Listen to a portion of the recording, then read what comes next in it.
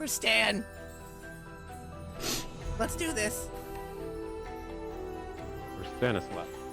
I'm gonna run back down the hill, shouting towards the rest of the party members. You go ahead. I'll hold them up as long as I can. Did you miss me? New ingredients for stew.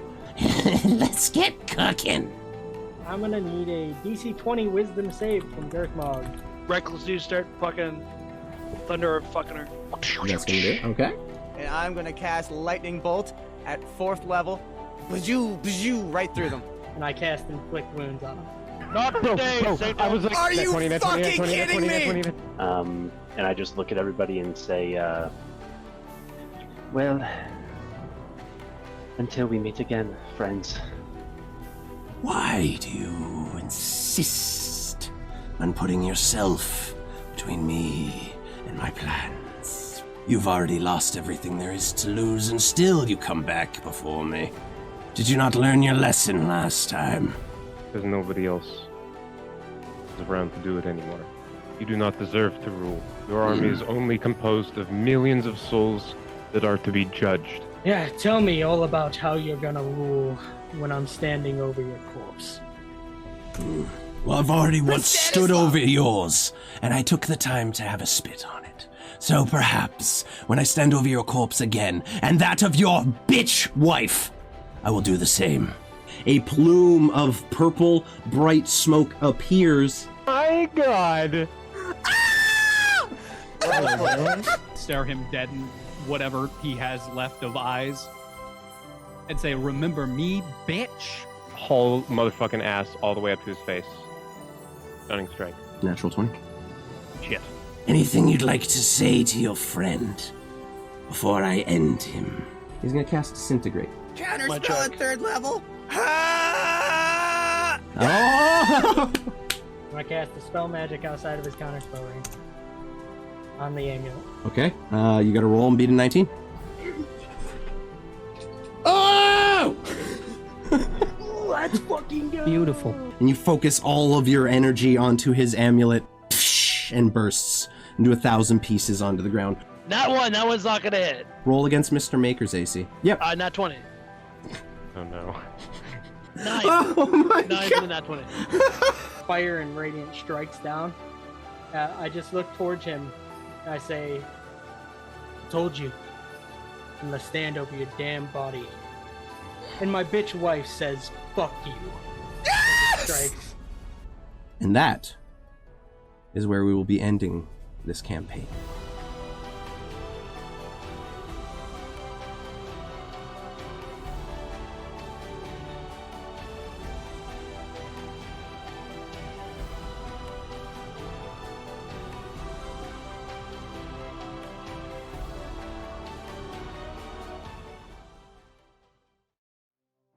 Despite the odds stacked against them and the long and arduous journey that they had to endure, our party of brave adventurers found themselves standing victorious over the body of their longtime nemesis, Ropesh the Cruel. This once insignificant mesa now stands as a monument to their unrivaled courage and dedication to the cause of liberty. However, a great victory does not come without great cost, and the toll becomes very clear as they look out on the once great city of Southwatch, now reduced mostly to rubble. The damage wrought by Ropesh was far-reaching, and consumed the entirety of the Magus Imperium in its wake. The sprawling cities that had stood for thousands of years were consumed by the undead, and buried by the sands of the Ember Steppe in a matter of days, leaving only empty ruins. Had it not been for our intrepid adventurers and the allies who risked and lost their lives for the cause, Ropesh's corruption would have spread through the whole of the continent. But in the wake of this devastation, new alliances were forged, old friendships were renewed, and those who survived saw that the memories of those who did not were properly honored. With a considerable investment from the Druhilla family, Southwatch was rebuilt and expanded to accommodate the refugees from the Imperium. The nomadic tribes that once wandered the deserts would eventually return, claiming it as their home once more and returning to their old ways, after thoroughly looting the abandoned cities, of course. In time, our heroes begin to realize that their paths will soon take them in separate directions. Mantuka to the south, where he can lead and rebuild his tribe in honor of Mogus. Gregory to the northeast, where he can reunite with his family and seek the forgiveness of his father. JT the Just to the north, where he can seek a cure for his wife and aid her in leading Ravencrest until death finally calls them to rest together in peace forever. Mr. Maker to the cities, where he can grow his fortune, further his research, and push the very limits of what science and magic can achieve. And Ilsevere to wherever he is called by his god to clean up the last remaining traces of undeath left behind by Ropesh. But even so, they know and agree that one great adventure still remains. In the depths of the Bay of Sorrows, where the body of Stanislav awaits to be recovered and put to rest. It would appear that this is not the last we are going to see of our heroes, after all. Welcome in, everybody. Hello, for what will officially be the last time we visit this campaign in any real capacity. I'm a little emotional already just off that. Hope you enjoyed the highlight reel and the little epilogue we threw together. We were going to tag that on to the session last when we ended it, but we ran for 5 hours. It was midnight. People had lives and work and shit they had to get back to. So we decided to tack that on today. Yeah. That was wild. Thank you guys for coming in with the subbies, Matt and Kieran. I appreciate you guys starting the hype train. Everyone, Kayla, Aves, Food Safety, Warlong Warrior, Merc, I see you, Insomnia, Jenna, Nerdhala, Kerbo, from the very bottom of our hearts. Thank you guys for joining us today. Look, we got Tark in a full burgundy suit. Dude, thank you for having me. This will be fun. I'm stoked. Oh, it's going to be great. I'm super excited. Before we get to it, a couple little announcements to get through. Monday nights are going to be Baldur's Gate 3 with me, JTB, Ryan, and Peter for the foreseeable future until Chris's work schedule works itself out and we've finished developing our new campaign, which I'm sure we will get into a bit later. Beyond that, we do currently have a little sub-goal going. We're gonna, if we hit the goal, give away a custom printed and painted by me version of the miniature you see up there. That's Ropesh. That's our BBEG. He's there. He's ready for you. And yeah, every 15, we're going to give away some dice too. We got 4 sets to do. Whichever one of, well, technically we got 5. Whichever one does not get taken at the end is going to Tark as a thank you for hosting our little show, along with a little package we over here in the cast have thrown together for him as a thank you as well. We will, well, I guess you'll be seeing that when you check your mail in like 3 to 8 months. We'll see. It'll be Christmas gift all over again. God damn. It's okay. It's okay. I got over it. Anyway, we don't really have a whole lot to go through beyond that. Peter, you got anything new going down at Fire Mission Battery you want to talk about? Now would be a good chance for you to do that. In the meantime, here's a shout out. Just still plugging, working on things. Always working on things. Tinkering on a lot of artillery rounds currently. Just come check me out on Facebook or Instagram. Fire Mission Battery Printing. You heard it here. He is preparing artillery rounds, people. Peter is preparing for war. He's getting ready for war. We love it. No. Oh, no. Okay. Oh, yeah. Everyone go show some love to Tark, too. He's working on his 300% Cuphead run. That's getting wild. And then finally, go check out Ryan and his stream. And everybody, I got to get through all the streamer homies real quick. And as just a thank you for you guys for being here, we got Hell's Corp as well. Need you to go show some love over there. Last but certainly not least, we got Just JTB, who may eventually be doing the stream and stuff again. So we want to go show some love over there, too. I think that is about Arcane Ryan with the raid of 10. Thank you so much for raiding the campaign wrap up, buddy. I appreciate it. I hope you're having a lovely day. God damn. I think you inflicted emotional damage on Tark by mentioning Cuphead. I did. I'm sorry. I'm sorry. I've aged many years. Thank you for the raid. I appreciate you. For everyone who is new here, we finished our D&D campaign 2 weeks ago, and we're doing a little talk show wrap up here just to go over, all the fun things that we got to do and kind of reminisce and go back and just kind of live in those moments for a few, more days or hours, I guess.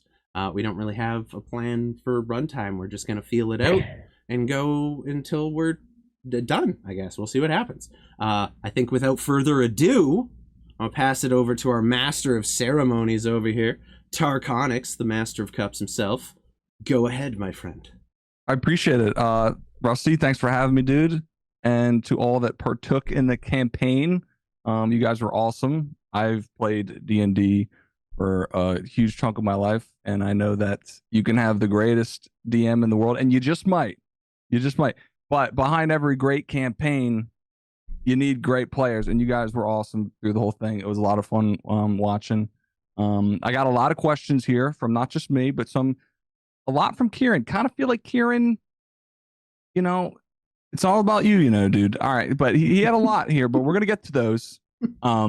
And some for Rusty, to expand on the way you approached homebrew and just running a campaign in general. Mm-hmm. But the first question here is for everybody. We kind of dove into a bit about what life's been like for your characters post-campaign. Just want to give a moment if you have had any thoughts on what your characters are doing post-campaign beyond what was in the video, or maybe what life's been like for you in a post-campaign world. I know what post-campaign blues are like, and it can be kind of sad, Rusty. I know you've been going through it. Life seems a little more mundane, and does. I guess we can go.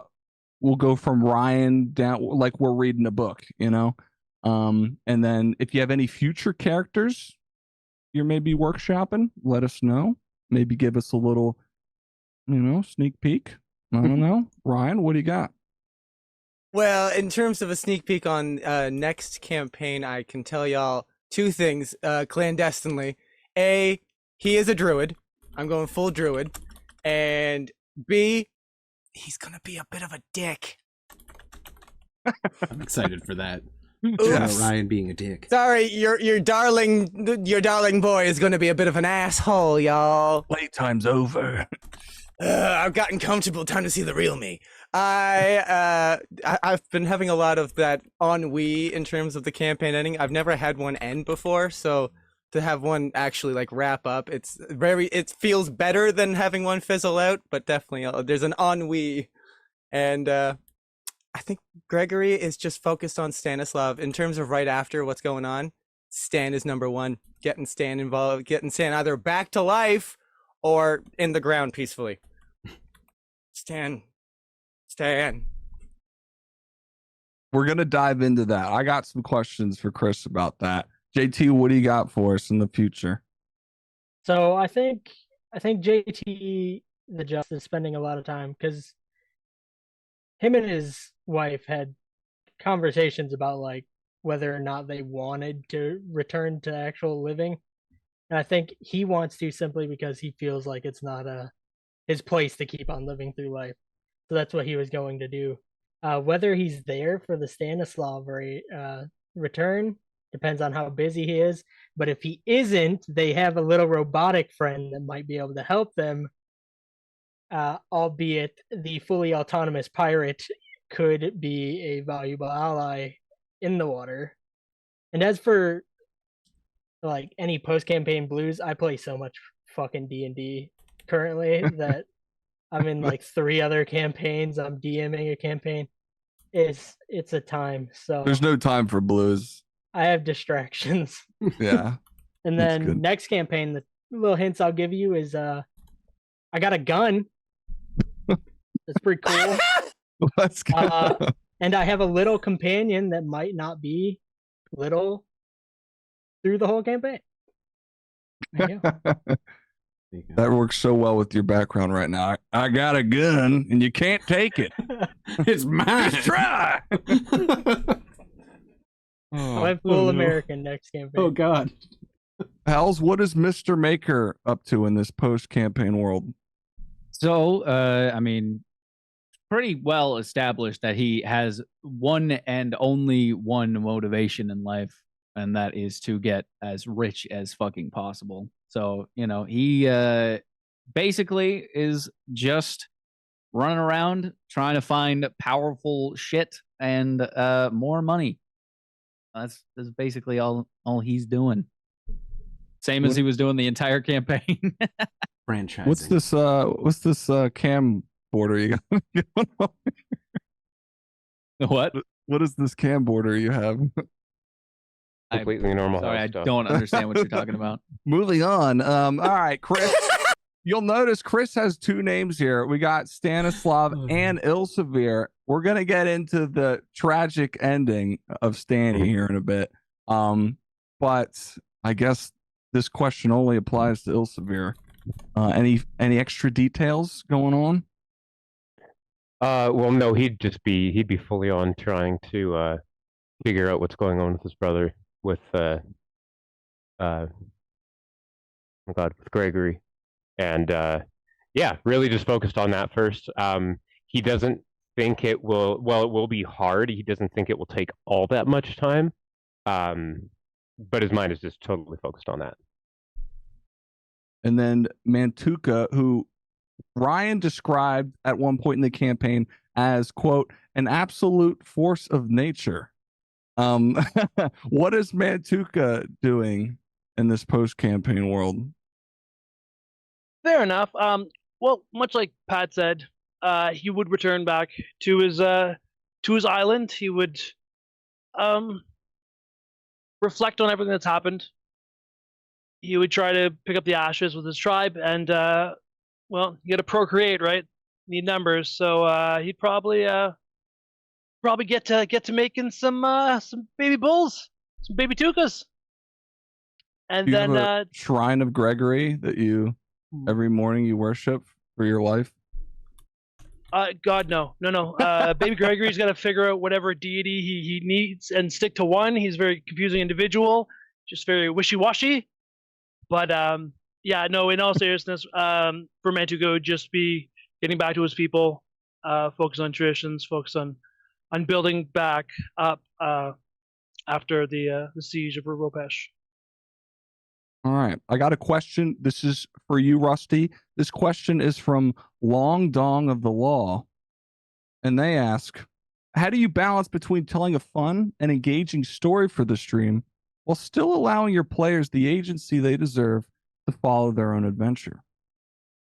I tried to plan a lot more in the beginning and really had an idea where I wanted things to go for the stream, and then by about episode 10, I kind of let go of that and realized I could at most plan a week at a time. So I would kind of just let the players do what they wanted within the scene or whatever I had set at the time, and then whatever random, chaotic, impossible to follow plan they came up with, I would then just spend the following Monday before the session prepping for. So I kind of at times would push them in certain directions that I wanted them to go, and I'd lay out plot points that they would kind of have to go through. And at other times they very much set themselves up, and I could kind of just roll with what they had done, like wandering into a city knowing they were wanted criminals and immediately entering the biggest gladiator tournament on the continent as themselves. No disguise, no nothing. And I'm like, okay, well, there's Act 2, just immediately. And you won, and then immediately were hunted by the military for the rest of the campaign. That literally was them doing whatever they could have, and then me pivoting and being like, okay, you're getting chased across the entire desert now. Yes. Yeah. DM, it feels Winning. like you start in your head, like when you start as a DM, you're like, I'm going to build a box and you guys are going to play in it. And then you realize boxes don't really work. You have more of like a fluid expanding sphere or something that works way better. But yeah, I definitely was like, this is what's going to happen. And then, they throw a vampire in the fire and the game's over or something like that. Yeah, that happened a few times. It's getting hot in here. Woo! If the fire was Oh, them, man. or Yeah, the bitches. vampire was them, and they threw themselves into the fire. It was great. I didn't have to plan ahead all that much. They basically just told the story themselves. I just adjusted to it.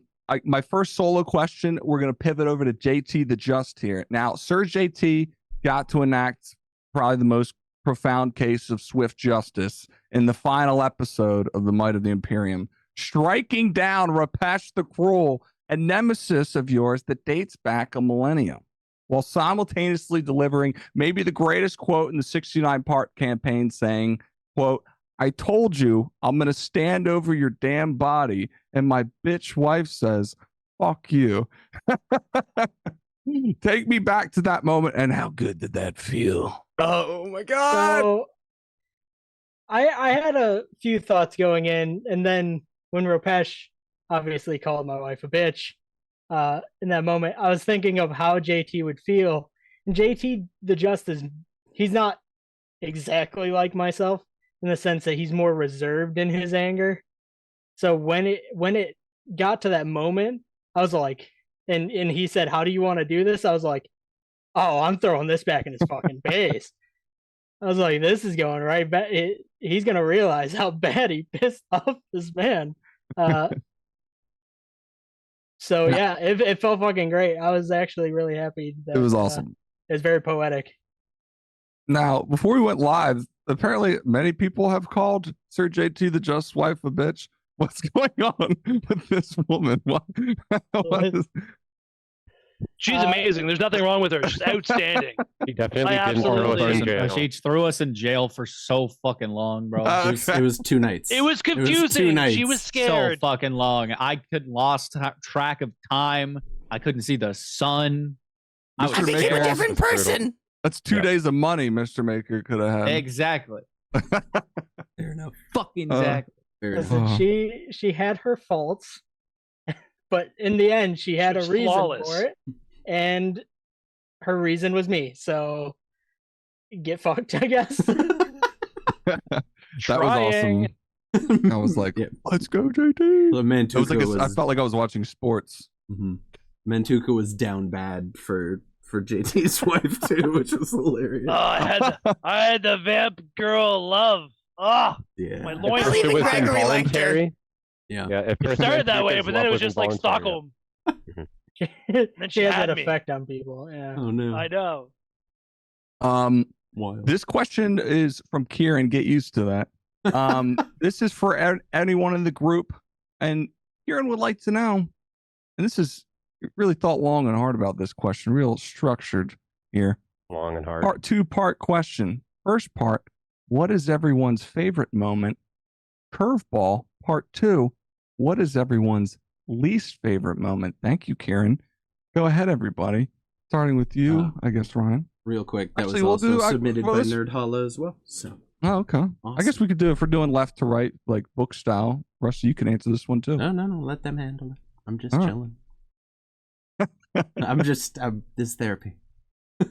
Okay, well, shit, I got my least favorite moment queued up right away. Peter,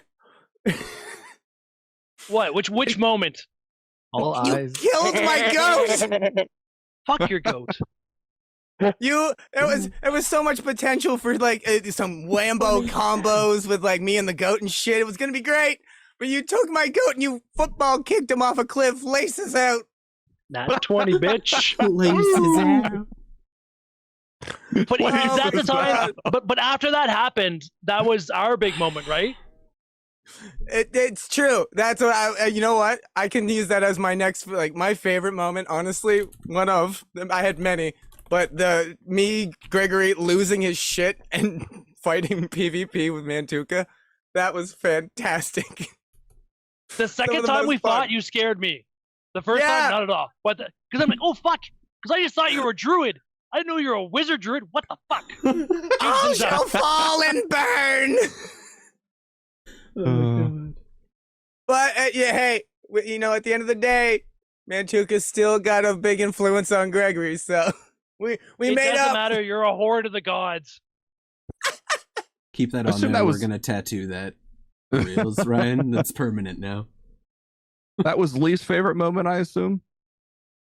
Least favorite leading into most favorite. It was when he kicked off the goat, but then the fight that ensued was the best PvP I've ever had in D&D. That's like the rose coming out of the crack in the ground. Beautiful, really. La viande rose. All right, JT, what do you got?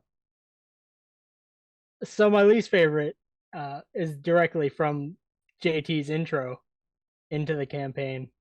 And I recall sitting there, I was like, okay, I'm this new character. I'm supposed to have like these badass abilities. And then I got crit for my entire health instantly. My and bad. just fucking nuked. And I was like, okay, sick. And I was like, it was a funny moment. It was very hilarious. But it was definitely one of those moments where I was like, oh, okay. You're like, shit. so that's how it's gonna be. Yeah, that was Some just characters so seem to unfortunate. attract those roles where it's like, is there a luck stat in here? Like, Christ, this guy's born to die. For me, the thing about it was every cleric I have played, which I've tried to play 2 clerics from level 1, they both instantly died. The nat ones on death saves. And then I immediately got knocked as my high level cleric, and I was like, maybe I should just hang up clerics and just never touch it again. But no, I stuck it out. It was fun.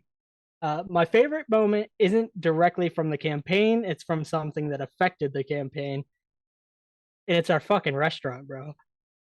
Dude, let's Opening go. the brothel as It's so Fire fun. Grim was so fucking fun.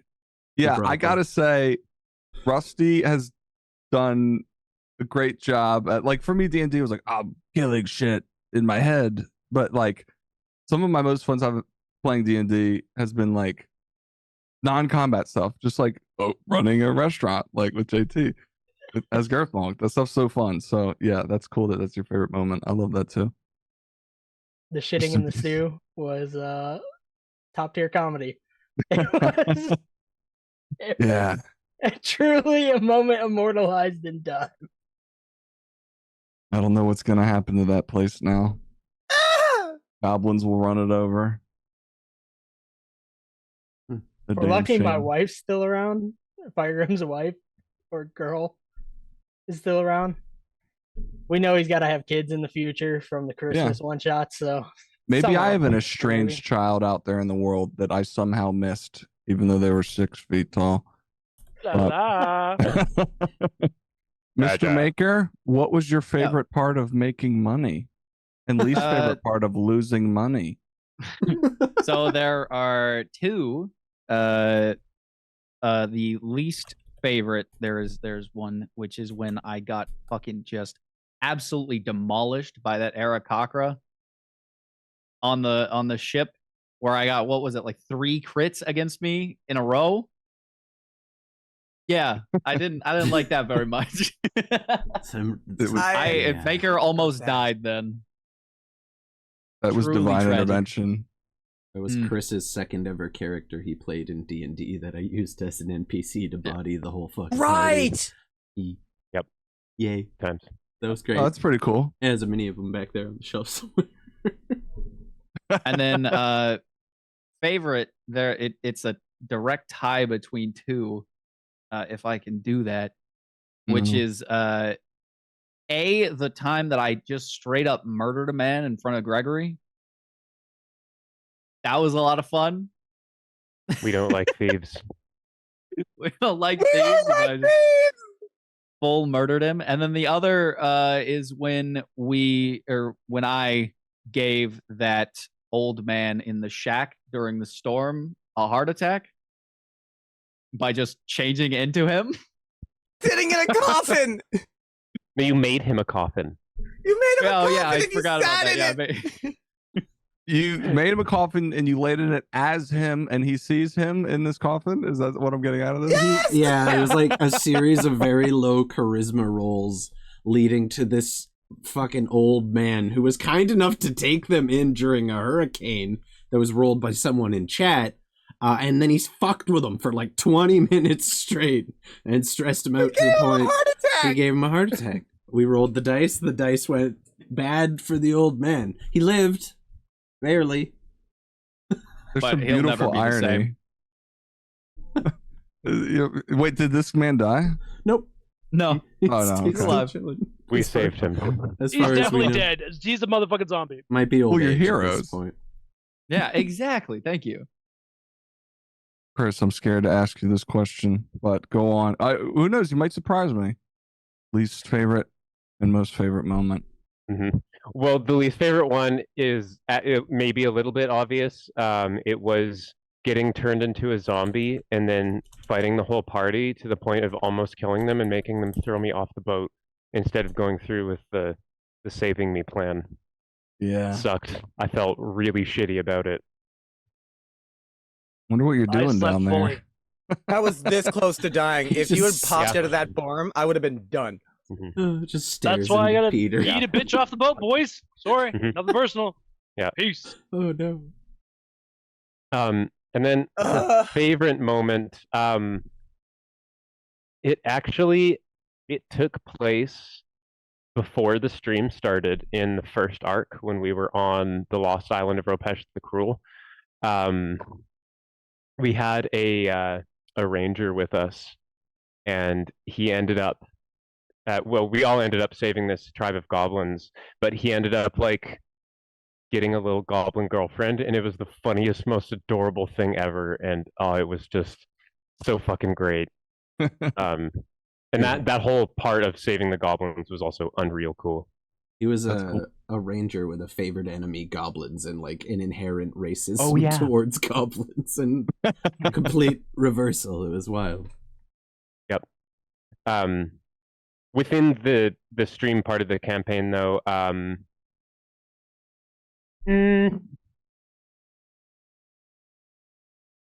There's so many. so many, yeah, The tough part, 69 yeah. choices. You know, I think it was when Stanislav committed to being a disciple of Torm, because that was a big defining moment for him and actually channeling his power, and he changed classes, subclasses in and everything, and it was a really cool part of his arc. Wow, a lore choice. I like that. That's cool. Mm-hmm. That was a cool part. Merc, was yours meeting JT's wife? No, you'd think so, but that's not it. Even though that is ingrained in my mind. I was actually gonna say my favorite moment was gonna be punting Ryan's goat, but I just don't want to repeat someone else's. So I guess my second favorite moment was Smelly getting his name. So in essence, I had a squire that I just started training, and then he survived, and then he through his good efforts, because I'd like to always keep the group on edge, and I'd like to throw side curveballs that they don't expect from the character of Mantuka. Just glimmers was of him, such like, a good moment. actually showing like gratitude and acceptance and all the good things that Minotaurs might or might not have in them. Yeah, Minotaurs. I feel like I don't know if I've ever interacted with one in a campaign ever. Just footnote, Rusty. Mhm. Don't throw a curveball at me. But I got yeah. you. I got you. All right. Give me a couple weeks. All right, Mark. Least favorite. My least favorite was killing the NPC on Sentry. The reason it was the worst for me is looking at my peers and my adventuring party, it really shifted that session. It was super dark, and I kind of maybe regret that choice now, but it happened, and fuck it. Fuck it. Rusty. I mean, favorites. I'll basically pick one for each character, Just for one fun, by yeah. one. I got to flirt with JT as his wife. I got to flirt with Peter as JT's wife. That was hilarious. I got to No be sex murdered. workers. I got to be murdered. No sex workers. I got to be murdered by Hell's Corp several times as several different NPCs. I got to see Chris go from an all combat D&D player into a full roleplay D&D player, and then I got to see Ryan get the kiss of life from Mantuka, and that's like the goated moment. When Mantuka That dove. AI. Mantuka dove. Remember, Chris, when you're dying because you're always wearing your armor and see? Mantuka dove And into the strong enough ocean lies. to save Gregory and literally gave him the underwater kiss of life to help him breathe and share his oxygen with him. And it was Anime a beautiful moment. it was a beautiful moment. It was a weird moment, but it was a beautiful one. It was Power of friendship. it was a cow smooch. And that was pretty amazing. Least favorite moment was every time every time like an NPC that the party really liked died. As fun as it is making Ryan cry, there were a few that kind of hurt a little bit. Killing Stanislav was also one of them, but sometimes you fight a death dragon and that shit happens. It was such an epic moment. I can't really say it was my least favorite because it's also led to us now. That's what I'm saying. Line axe down. But now we have like a potential one shot of going underwater to save Stanislav, and that could be fun. It would be a nice way to revisit our peoples a little bit. I like that's the it. thought. There are obviously so many characters that come in and out of these stories. I want to pivot to Mantuka, played by Merc. That this is a throwback. I don't know if you remember this. This is from episode 13. I want to know what happened to Gregory the horse, not the character. What happened to Gregory the horse, which, as you described as being the first Gregory in Mantuka's heart? I did not. I forgot about that as well. If I was a betting Minotaur, I would assume it died of the zombie plague, and it is no more. How poetic. Our group was really bad at like getting horses and just being like, fuck it, because then Gregory would turn into a wolf and go that way, and then we'd be like, fuck, and we just leave our shit and go. And yeah, except for Stanley always had, ride a horse, Uber there, fucking find a steed. Well, Merc, if you ever are bored and looking for a new hobby, I think romance literature could be a great hobby for you. Writing Fabio is one of my faves. That's luscious locks. I know it's dated. Not a lot of people might need to be tracking who Fabio is. Google it. It's cool. 30 years later, they get together and she dies of zombie plague. The end. Yeah. But before that happens, oh no, it's like Passchendaele. Zombie plague. Yeah. After 30 years. I had it. I could answer that, but I don't think it can get any better than that. Honestly, Mantuka handled it. That is perfect. All right. Well, I feel Rest in that peace, Gregory itch the horse. has been scratched. Yes. R.I.P. Gregory the horse, the first Gregory in Mantuka's heart. This question is from Aves the Adventure. This is for everybody, and let me just preface by saying, when people start playing D&D, they got this like predisposition and the sense that your party, it's all about togetherness and unity and fighting amicably for this one cause. That's not always the case. If you play D&D, things can go awry. And I want to ask you guys, did any of your party members ever get any sense of unease from one another? What happened there? And what did Kieran do to make you feel that way? No, I'm just kidding. But yeah, no. Nice. Show me on the mini where Farkin touched you. Show me where Farkin farked you. Yeah, Farkin fark. Oh no, I got farked. I got one. When I was gone for a week, and they all got captured in a giant slave encampment, and then I had to figure a way to get them out of there. You're welcome. So yeah, that caused quite a good bit of distrust for them, specifically being on their own. I like can't to fucking imagine trust them that to be Maker was alone. very, very surprised to see you on top of that mountain. I just think that'd be quite funny. Fun thing about that was we did a whole what we called a one-on-one shot where it was just me and Mr. Maker sitting down and role-playing what he did up to that. But we got into the tequila about an hour in, and by hour 5 it was unusable. So that one might just be for me. So and did it actually ever happen? Who knows? Yeah, it's Live I think it was Out still. there. I think it was still pretty good. It was amazing, but like, Yeah, of course. we were drunk. We were visibly fucked up by very the drunk. end of it. It was kind of wild. Virtual belly shot. I'm sure That's there's fair. other moments too. Oh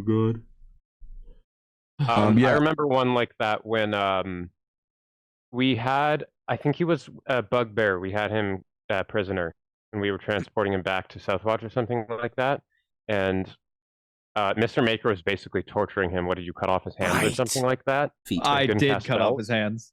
Yeah. Well, Well, to be fair, he did get away. via me. How does that make it fair? He's got no hands. Lieutenant No, I Dan, cut he's got no hands. He got Cut away his when he head off. had hands. I cut his hands off so that way he couldn't get away again. Mhm. And Yeah. Stanislav He's killed still him. got feet. Yeah. He can still. Stanislav use felt the really bad for the guy because he was also a warrior and deserved a warrior's death, and Mr. Maker wasn't giving that to him. So Danny took matters into his own head, and removed his head. You So, took matters that was- into his own head with your axe. Yeah. Nice. That was, Yeah. I think, that was a big moment of we're going to just have to agree to disagree on certain moral aspects. But to be fair, we then did just kind of look the other way when each other Yep. did kind of what we didn't like, which is the nice thing. By the way, Did Moral that, no. Aspects is a sweet band name. Moral Agreed. aspects. Anybody got any more moments of distrust? JT, Mantuka looking at your wife? No, nothing. You're okay with it? Cucking away? for- You're cool with that? For JT, it was more so like she waited 1,000 years for JT. There was zero chance he was worried about anybody. That's amazing. It's like, this is the most loyal woman I ever could have gotten with. Talk about Uh, cock confidence. Oh, I actually do have one. Mantuka Oh. wanted to get help and go into the village and not get pelted by arrows. And then Stanley's like, no, let's do it this way. And he walks in, he gets fucking pelted with arrows and goes down. And he should have made my life a whole lot harder. Fuck you, Stan. Standing Being getting in my one. fucking existence sometimes. Standing got one shot by things a lot. Like there were a lot of near death At moments. least twice from full to empty. Yeah. Yeah. A few life or death. Hashtag swimming with the fishes. the Oh, universe is Jesus. aiming at you. I got assassinated once. Who I did? like how you say once. One time Several. at band game, assassination. Once. An assassin one shot Stanislav with a crossbow from across a clearing that Stanislav kind of just walked into. Just kind of, he's just like I was trying to whatever. be sneaky and rolled a nat one on the stealth check. And then you tried Like to those- talk to them, even though they were ambushing you. Like those videos of people getting taken out by tires. You ever just see this video? Tires just going awry. yeah. And people just get, it's like Dunk. it can happen at any moment. They just turn around, just doof, they're Yeah. gone. That's the new age version of Stanislav getting taken out by random projectiles. Rusty, we want to ask. So I've DM'd a handful of times, and I know what it's like, dude. Mhm. You can prepare all you want, you can plan all you want, but sometimes the party has other things in mind. Are there any moments that come to mind that paint this picture where maybe the party adds their own fork in the road and proceeds to take it? Mm-hmm. Every session, there was like I really did stop planning ahead of time around session 15. It went on a week by week basis after that. All the maps, everything, just the day of. The big standout one is again walking into the second largest city in the kingdom, despite being wanted criminals, and entering a giant arena fight in which they won, and they didn't even, like I said, disguise themselves or anything like that. That really set things off. Furthermore, Mr. Maker blowing up the entirety of a side of a camp that they were trapped in. Could not have planned for that. See ya, Kieran. I appreciate you, buddy. It was above my ability to plan for some of, if not all of the shit they did. Gregory, I had been telling him in the form of visions from an ancient being constantly do not let them find it with reference to some great and powerful thing, and I'm like really drilling it into his head, like, this is secret, it's secret, it's safe kind of thing, and like it's meant to be information just for you. You need to find this thing. And I was trying to push them to go find this ancient weapon in the desert that could literally control the sands of the desert and bury an entire city with it. And the first thing he did after they escaped, they got to Sanctuary, and while there, they met with some dwarves who were long ancient lineage of that person who had been telling him, do not let them find it. And the first fucking thing he did was tell them exactly where to find it, not realizing that those were the people that she was trying to warn him about in the first place. So man spills the beans in one sentence and like absolutely threw off the entire plan for the campaign. There's this great clip of you ending that session and me just going, "Don't let them find it! Don't let them find it!" Just screamed at himself. It was amazing. It was amazing. Crazy scientist moment. I could not have planned for that. I honestly thought I had really stressed the importance of secrecy, and then immediately it's like, these people are handsome and they're her ancestors. I could trust them. And it was like, You certainly did, but then we de-stressed it, you see. They did, however, make an appearance later on in Girthmog's stew in the finale. So yeah, they did not live through their experience either. So it didn't end great for them either, to be fair. That's one of your greatest strengths as DM, is like on the fly, you're just great at it. You'll take all that shit. I don't know. It's like a low ego thing. Some people are like strict and they're like, no, you're going this way, you know? But yeah. It's way more fun when they get to tell the story. Because like I'm just the guide a little bit, and they tell me what they want to do. So like as DM, you really got to be able to go along with that. Yeah. Yeah, just want to take a quick break and thank our sponsors, Nat 20 Dick Pills, because you don't want to just be bigger than your girlfriend's ex. You want to kill that motherfucker. All right, moving on. This question's for Ryan. And wanted to ask, so one of my favorite moments in the campaign, it's got to be Rye's character Gregory yelling, "I'm a conservative shark," while flaunting maybe the gayest piece of clothing I've ever seen. Do you have a message for other members of the LGBTQS, the S standing for shark? I mean, it birthed the greatest emote that's ever happened in my life.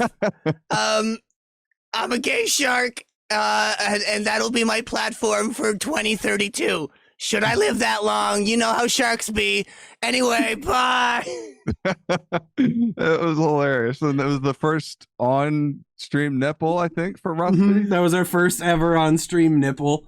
I think Ryan showed up the day after Pride wearing nothing but a rainbow flag, still fucked up from the night before. So, like...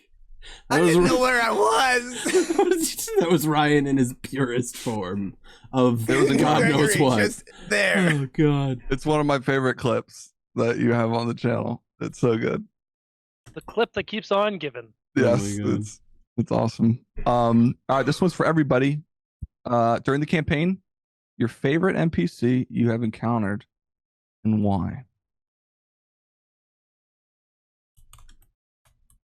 Anybody? We'll just say, for all intents and purposes, we'll start with Ryan every time. I gotta go. It's a personal one for Gregory, but Val for sure. Like, Rusty was able to create this sort of like brotherly family like atmosphere from a character in like 20 minutes. Like in 20 minutes, I went from being like, all right, this character is connected to me, to I would die for this piece of paper written down person. I swear to God, Val was like very, very important. And if not Val, then definitely Glucinda. Just because, I mean, that character was great. Can you give me a little Glucinda right now, please? Sure, why not? There you go. I love you. So good. Oh god. Oh. JT, your favorite NPC and why? So I wasn't in the main campaign for a super long time, so you would probably think of Just say you your know, wife. my wife, but my favorite NPC that I got to play with was actually your wife, Dark. 'Cause she is so funny, and her introduction in that one shot was the funniest shit to me. My giantess waifu. She's so much larger than even you, and Death it by was the snoo snoo. greatest thing. We just shoveled whatever sewage slop we came. Oh, You she's guys a bit. fed shit stew to the BBEG. I just want you to remember that on Valentine's Day, no less. On Valentine's Day. Right? On Valentine's Day. Oh god. Saint Don't- Valentine would be proud. Don't poo in the stew. God damn it. Hells? I mean, this is gonna be kind of I think understandable, but it's UI. I just Oh I yeah, love MVP. Yeah. Fuck that fucking robot. How sad he was all the time, and how utterly useless he was 98% of the time. Just just open Didn't he hand. He had resurrect things he someone could that do, was he just dead? was He never saved, right. Yeah, he me! saved Gregory. He defibbed someone. I said 98% of the time. That's the 2%. That is the The one- The rest of the campaign, name one good thing he did. Oh god. He was a But pillow. I loved him. Yeah. It was That's a a great big pillow. 2%. You're right.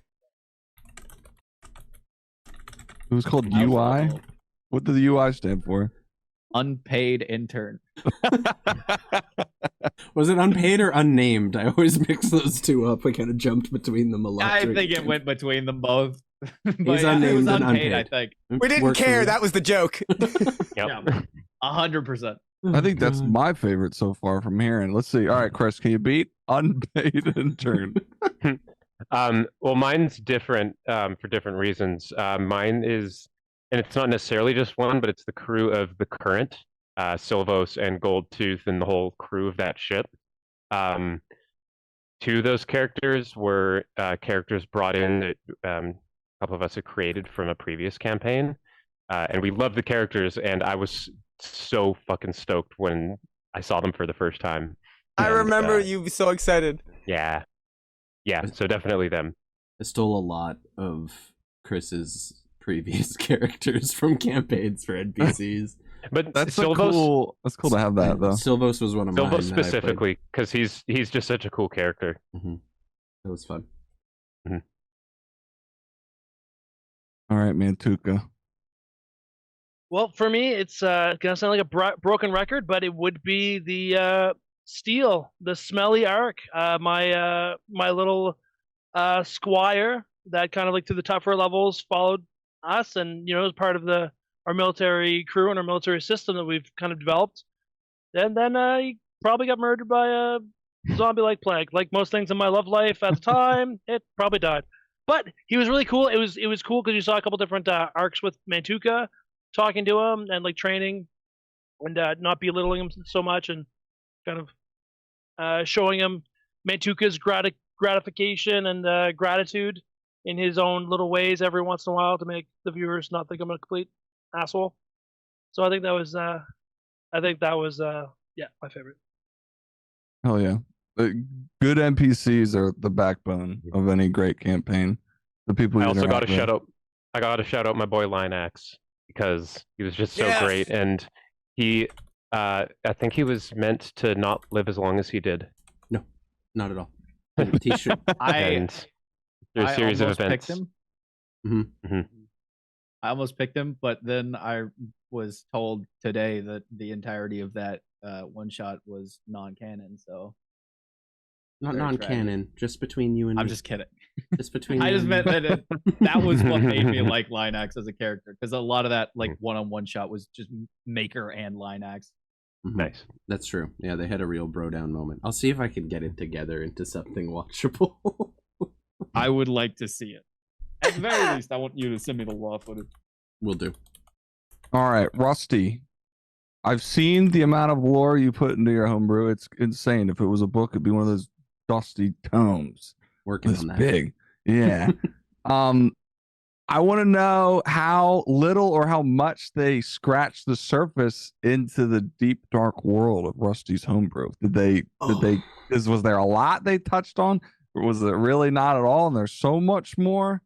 So, to put it in perspective, they were in this much of the world for 90% of it. They kind of wandered up to here, but there was like a continent this big that's fully fleshed out and completely written top to bottom. There's entire lore dumps they never got to. Even within the area they were, they scratched the surface of some things very, very shallow like, and then they delved into parts I didn't quite expect a little more deeply in terms of like what they were interested in role playing. So we didn't have a major lore driven like party by any means. They were very much just living in the adventure. I didn't have to lore dump on them. The information kind of just came as they went to places, but there was entire sections that I had prepped and ready to go and that just never got touched, and maybe one day we'll get to go back and touch them.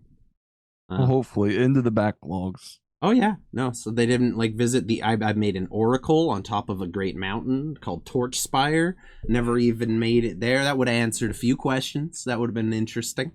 But honestly, now we have some opportunities to revisit some places in one shots. Let's go. Literally. All right, Chris. It's time. I don't mean to rehash and reanimate some trauma here, but let's talk about the death of Stanny, who suffered an ill-fated ending just a few episodes before the end of the whole thing. I mean, tragic. He was so close to retirement. Drops to 0 HP as a result of necrotic flame. Rusty, you dick. And as stressful as that moment was, you got to play a zombie version of yourself. That's kind of cool. It's a cherry on top of a corpse. If that's, you know. So what was it like? Decaying cherry. What was it like being a zombie version of yourself? It was interesting. We did plan ahead. We hashed out that I was just gonna go balls to the wall, attacking them if I got out. Well, when I got out of go form, because that was inevitable. All I had to do was bite him enough to make him drop concentration. I really put myself in the moment to try and detach my emotion from it, because deep down it really sucked shitting on everyone like that. But yeah, it was an interesting end, but I was okay with it because of the amount of people that Stanley helped save. Like thousands upon thousands of people got away from the great zombification because of his and his party's actions. So I love he'd be okay with it. Rusty asks, Chris, would you like to control your zombie self? To which you respond, yeah. It was the moment of supreme sadness there that happened, where he was super bummed his character died, and then I make him twitch and come back as a zombie and pivot immediately. Like, do you want? And then it was an immediate switch to like happiness and joy. It was pretty sick. That was pretty amazing. Thank you for the raid, got zombie. Turned into a goat. We got a raid from Zombie Bites. Thank you so much for the raid. I appreciate you. Let's go. Okay, I'm gonna read a quote here. Now this is from Mantuka and Romalia, with Stanny popping in here for a second, and I have a question for you, Mantuka. The quote is as follows: Mantuka, I like war. Romalia says, I don't. I'm just good at it. Mantuka says, you pay me and I won't get you killed. Stanny says, you blackmailing us? And Mantuka says, no, I'm helping. Just helping. There's a fine line between helping and blackmailing. What does that mean for Mantuka? See, this is I do believe this is earlier sessions when Mantuka's still feeling out his new ragtag bunch of misfits that he's with. So much like a toddler, he's gonna test the water, right? Just like kids, they're just gonna see what they can get away with. See what they can get away with. And then Hellscorp comes and just blackmails the world. the delivery on blackmail, it was almost out of character. It was just so like I'm genuinely asking. The accent dropped a little bit too on it for sure. Yeah. It was so good. Oh, yeah, that was good stuff. I had to bring that up because that made me laugh. I've blocked that memory. It's great. Well, that's what's great about One these of the things. many Manchuka suppressed memories. They all live in here rent free. Every single one. I call them mantumaries. Oh, it just rolls off the tongue, eh? Not Clinical. Not the tumor. Love it. All right, Rusty. This is from Archmagus1, who asks, Rusty, you got maps and graphics made up for the world you've created. They're curious as to what program you use to create the maps, or if they're hand drawn by someone. They admire your quality and style, as do I. Oh, so I used a wide variety in the making of this campaign. I started off by drawing the whole continent by hand, and then I went to a program I was using called Otherworld Mapper at the time that I used to start like digitize that and basically bring it into a digital format. I started using Dungeon Fog to make all the battle maps. I still use that to this day. It's been very good to me for almost 3 years now. I honestly swear by it. It's great. And then I recently started using Incarnate for our new campaign that we have coming down the pipeline sooner or later, and that really stepped up the quality of the oh, puppy! Oh my god! Ignore him. He's not in the campaign. Never ignoring the puppy, dude. Oh my goodness, I was getting hungry. Oh, jeez, that's dark. Oh, so sweet. Train of thought. We're back. Puppy, so cute. I'm using Incarnate now for all of my stuff, and I'll probably be sticking with that and Otherworld Mapper in the meantime, until I finish converting over. But yeah, Dungeon Fog for the battle maps, and that's kind of my go-to lately.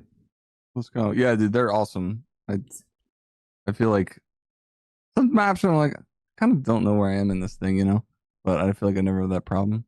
Thanks. I can tack onto that. As a player on your maps, it feels like it's super easy to visualize what you would be looking at if you were actually in that IRL. So yeah, it's really well done. I appreciate that. And like for the new campaign, we went like much more in depth with the quality and the detail that we got out of it. I had Chris come in and help me name a good chunk of it. So like half of those are going to be named by Chris too. So he's getting himself a co-writing credit on the new campaign, which is kind of cool. First time I've had a co-writer, so that's cool. A neat experience for me. It came in handy.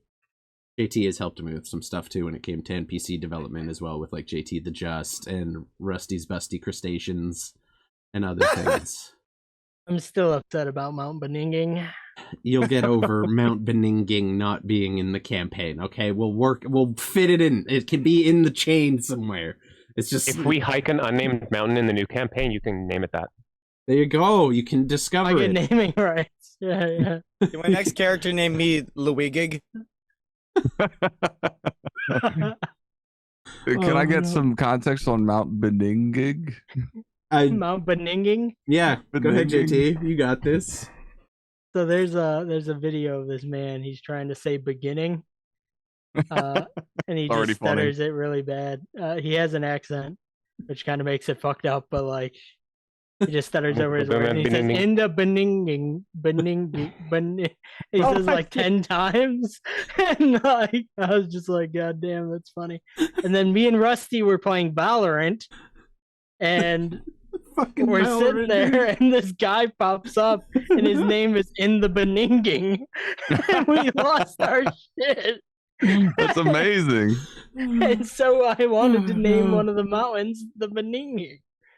You can still name a mountain Mount Beninging, but it's like a central plot point location. I don't want it to be called Mount Beninging. Saying that every session. Exactly. On top of Mount Beninging. Like, that's gonna fucking kill me, dude. I promise the first non-volcanic mountain you guys climb can be named Mount Beninging. Alright, I promise you. You have my word. Oh my god. That's amazing. All right, Hells, I want to ask. My question is simple. You're a man of many bits. You got great bits, dude. It's one of my favorite things about you. What's your favorite bit from Mr. Maker, or just maybe even you person? Maybe you had a funny background. I know how your brain works. Zora. So I'm gonna say on that same like one-on-one stream, I think I did it again, or the one-on-one thing. I think I did it again later on, but I had the shed when I cleaned out the shed and started being in the shed. I had yeah. I had a picture up as my green screen. So every campaign, every session up to that point, I changed my background to either some like workshop looking thing or something like that. And that time I took a picture of the actual shed that I was in, used it as my background, and then about midway through the stream, I had a green screen that was attached to 2 wooden planks. And so I just pushed it back and it fell down. I was like, same place. We're already there. You did that to me, and I shit myself. It was amazing. Yeah, I had to see that bit. I had to see that bit like 4 fucking times. Okay. It was a good bit. It's why this green screen right here has this massive hole in it. It's because it fucking ripped when I no shit. When I did that. It didn't rip the first few times. It ripped the last time. Who knows? Yeah. God damn. That's awesome. Can I say I have a favorite Hell's bit is the voice filter era. I love the voice filter era. That was so fucking great. Because it would sometimes voice filter like he would like burp or like cough or something. It would be like in London, barely. It'd be like he would just make up shit, and so it was so funny. I don't know what you mean by voice filter. That was always just me. There he is. See, when I think of what Mr. Maker sounds like, that's what I think of. That's what when I see that picture with the glasses on, that's how I hear it too. When he coughs, it's like, yeah. Yeah.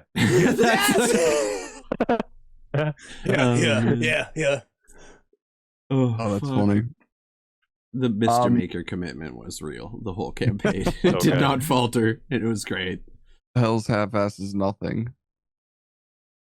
I commit to the bit even if it's He bad. goes full ass every time. How much Honestly, tar, by the way? Get out of here. We're not doing tar bits. Quick, let's get out of here. We're gonna move to JTB. Dude, you had maybe the best roll of the final session with a nat 20, inflicting wounds on my dear Girthmog. How could you?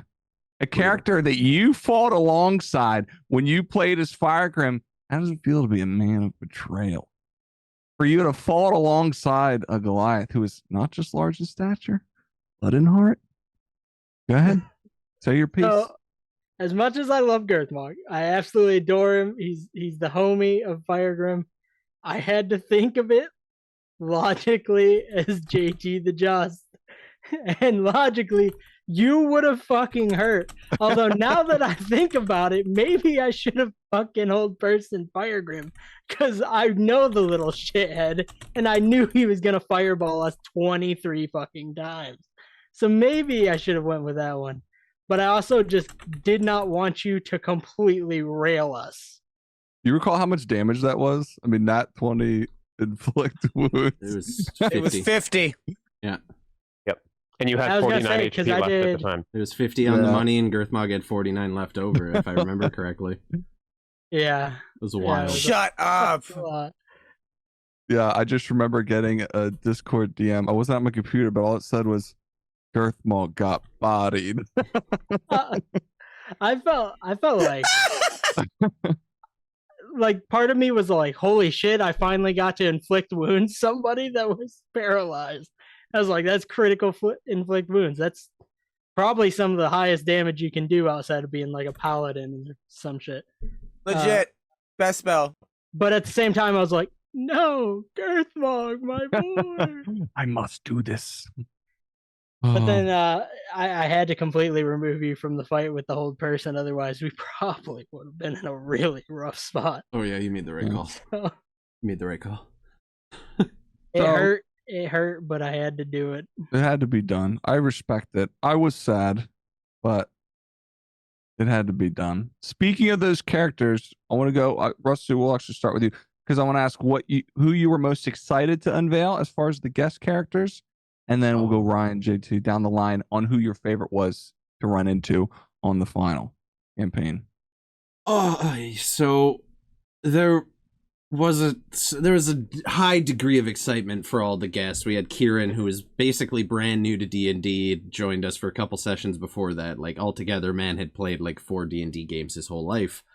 Super excited to have him. That was amazing. We had Connor coming in as Satyr, who I know the party loved very much. But it has to be Hells because the sheer amount of gaslighting and lying I had to do to the party to convince him or them that he was not going to be there. So that surprise hit that much more when he showed up. The only people who knew about that were me and Hells. And the setup for that was long in the making, and I showed up fully in costume, dude. Committed entirely to it was awesome, dude. Yeah, that has to be it for me. We've been planning that since I left the campaign. Yeah. He came back for a Christmas one shot, and then after that, I'm like, he's not coming back for the finale. It's not happening. I fomented lies amongst my D&D people, and I feel bad. But at the same time, that reveal absolutely slapped. Lying can be good. The lesson we all learned. Positive gaslighting. Yeah. I've known it forever, baby. All right, Ryan, who is your favorite on the finale? Your favorite Gaslighting isn't real. You're crazy. I again, like all of them were just amazing, and like some of the moments made me so fucking excited about the people I play with. But of all of them, I got to give special props to Satyr, the way that he came in and out of the fight, because he happened to level up into this wizard thing. Because Connor, he can build a character like a goddamn actual wizard. So he made a character that has fucking angel wings that are like glowing rainbow colors. I'm like, okay, great. So Greg had a big gay crush on him. Now he has a big gay like obsession. Yeah. It's nothing but Satyr. After Stan is saved, it's gonna be like, see ya, I've got an angel to fuck. That's a sound alert right there. Yep. But yeah, that one was especially fantastic. It was talking to Connor after the fact. It was just like, it was really cool. I leveled up and I was picking things and I saw, ooh, wings. I wonder if that'll come into play. And boy, did they ever. Shout out wings. All right, JT. Don't say Garth Mom. You can say anybody else. Honestly, I loved all the guests. I liked getting to see Kieran play at a high level and actually playing with him at a high level, because I played in one shots with him. So it's really cool to see like his knowledge has expanded a lot. Which I didn't know he was new. Brand new. You'd never would have guessed. And then that was the first time actually that I had played with Satyr, Sir Citrus. So meeting him was cool. That was awesome.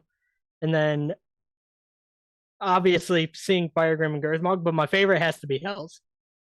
I didn't know anything about Hells' reveal. So when it actually happened, I was like, what the fuck is happening? And why do I hear something that sounds like a whistle coming in from a fucking bomb?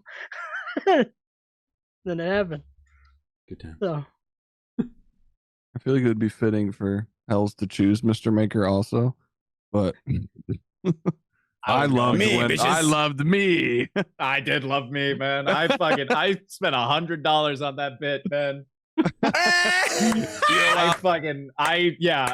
choose me. I was fucking the best. Yeah, you were. That's awesome. That. You can't argue at all. No. No, that's awesome. All right, Chris, you're up. Stuart. Mine's an interesting one. I was really stoked to see a Revenant in the final fight because I knew everything else we were going to do had a lot of finality, and then once I learned that that's what that was, like, that's not going away. So knowing that whoever got stuck with that was going to have to deal with it in the future was quite hilarious. Yeah, because I didn't really see any of the evil one shots, so I didn't really know much about the characters. Yeah. So the Revenant Revenant, was if I get this right, is it's like a thing of vengeance. They won't go away until their task is complete on whoever it is they need to die. Mm-hmm. Yeah, in order for them to go on into the afterlife. Yeah, Mantuka killed her when they escaped the camp, and in doing so, Ropesh created a revenant of her, basically, or she turned into one herself under his service, and swore vengeance against Mantuka. They know where their target is at all times. If their body is destroyed, they go possess another corpse nearby and come back as that, and they just keep hunting until the subject of their vengeance is dead as well. And now it's kind of shifted a little to Gregory because he was the one that killed her there. So now it's kind of like a little double vengeance situation. I can't wait till we're underwater trying to save Stanny and the Revenant. Super Mermaid Revenant out of nowhere comes and tackles Gregory. Let me write that down. Bitch. Let's go. Ghost with swim speed coming at you, bitches. With that said, Mantuka, favorite guest from the finale. A big shout out to everyone that came out. Like, it was awesome. That was a big reveal having Hells come out, and Kieran, first time, big shoes, big a lot going on, and a big fight scene. It gets a lot. So amazing for him just managing it and doing it and looking seamless. But for Peter, the person, it was Sater. It was having Connor.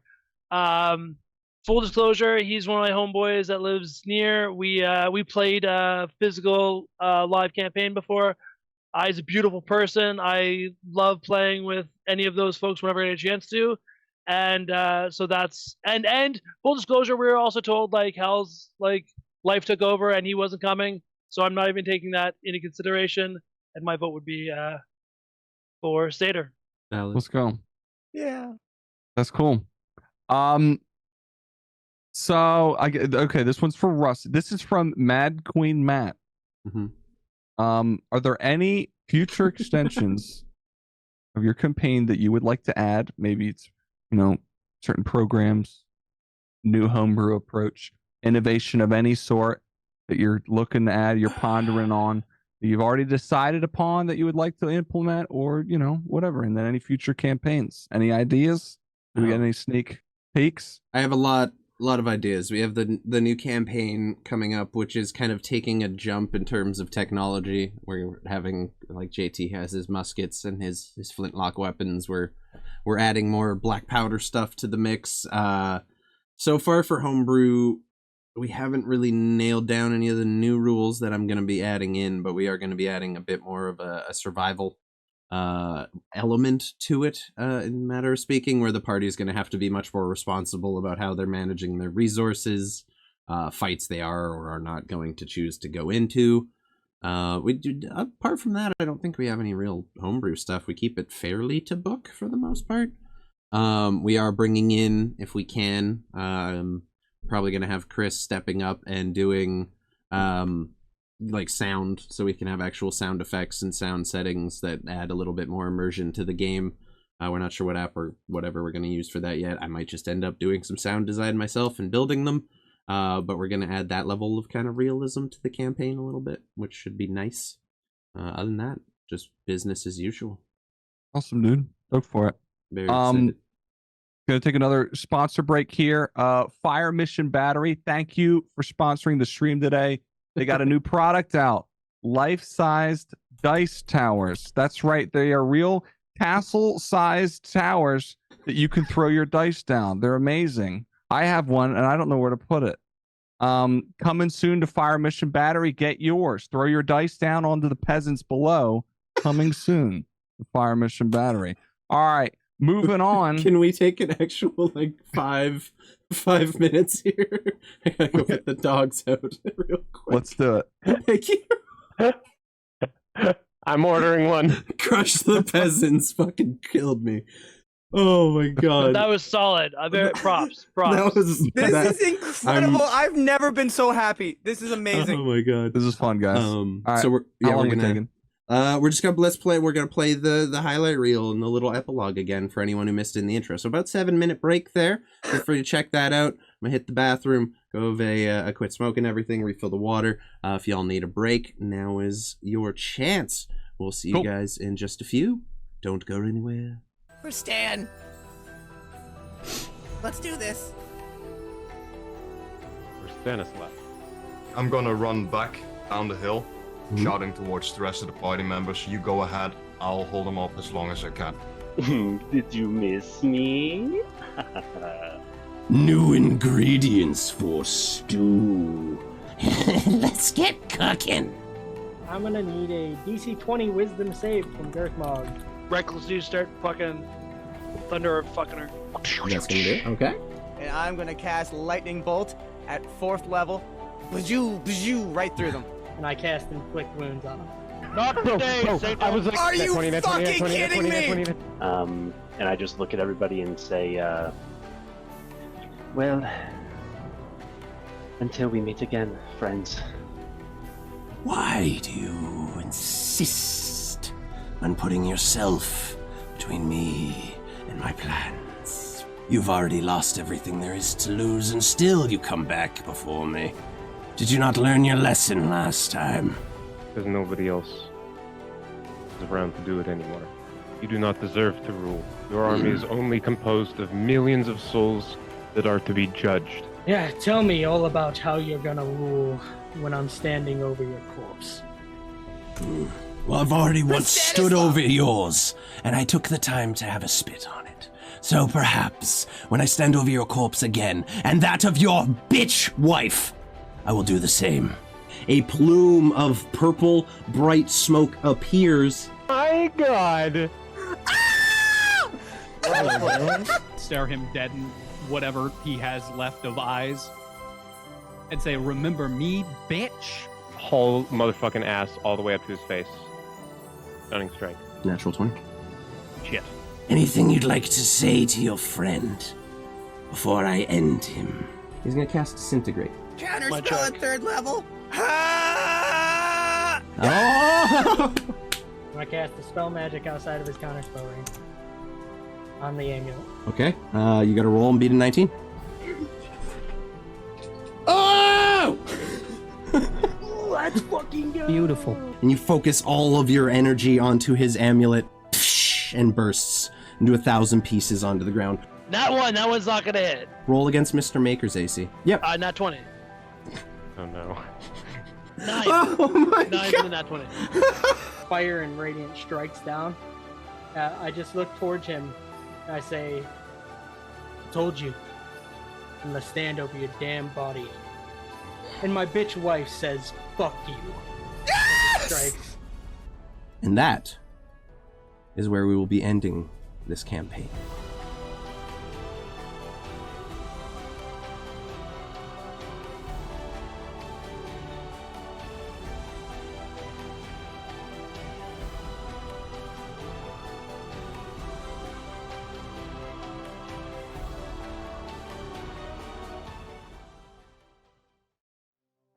Despite the odds stacked against them and the long and arduous journey that they had to endure, our party of brave adventurers found themselves standing victorious over the body of their longtime nemesis, Ropesh the Cruel. This once insignificant mesa now stands as a monument to their unrivaled courage and dedication to the cause of liberty. However, a great victory does not come without great cost, and the toll becomes very clear as they look out on the once great city of Southwatch, now reduced mostly to rubble. The damage wrought by Ropesh was far-reaching, and consumed the entirety of the Magus Imperium in its wake. The sprawling cities that had stood for thousands of years were consumed by the undead, and buried by the sands of the Ember Steppe in a matter of days, leaving only empty ruins. Had it not been for our intrepid adventurers and the allies who risked and lost their lives for the cause, Ropesh's corruption would have spread through the whole of the continent. But in the wake of this devastation, new alliances were forged, old friendships were renewed, and those who survived saw that the memories of those who did not were properly honored. With a considerable investment from the Druhilla family, Southwatch was rebuilt and expanded to accommodate the refugees from the Imperium. The nomadic tribes that once wandered the deserts would eventually return, claiming it as their home once more and returning to their old ways, after thoroughly looting the abandoned cities, of course.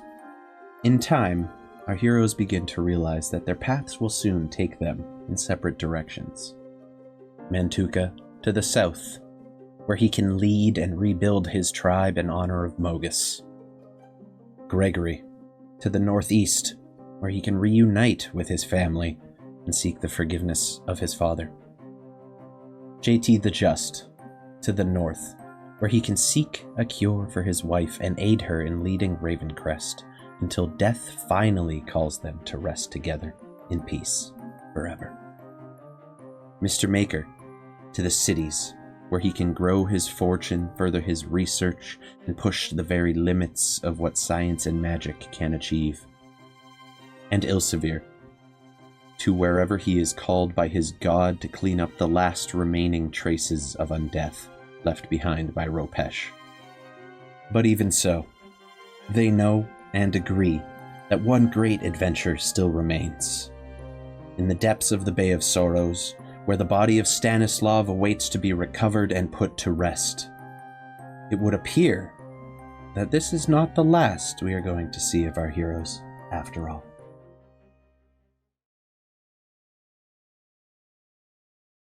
Go. What is up, everybody? This is wild in the group chat over here. Baby oil's made from babies. Fresh pressed babies. Oh my god, that was dope. Glad you liked it. That took me many hours, many stressful hours getting it done. It was good. It came together pretty good. I got the highlights down to 15 minutes, then 10, then 8, then 5, and then 3. So, like, altogether, we had to cut out quite a bit, but it came out pretty fucking epic, I have to say. Appreciate you guys sitting through it, and we're happy to be back. We had to take a pee break, because honestly, your boy was laughing a little too hard there. We had to deal with that. That was going to be an issue later. I also need another energy drink, because it's just that kind of night. Man.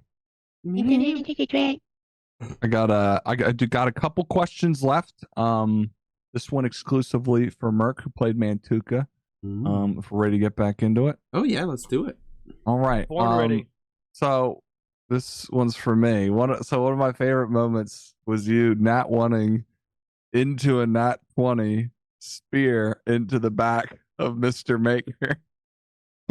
Have you ever had like a rolling moment like that? I don't think I've ever missed into a crit into an ally, you know, like and Hells, I want to get your response on that experience too, but Mantuka, you go first.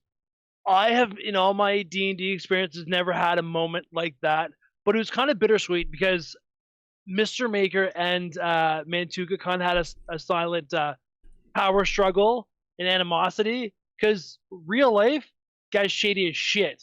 Mantuka wasn't smart enough to catch on.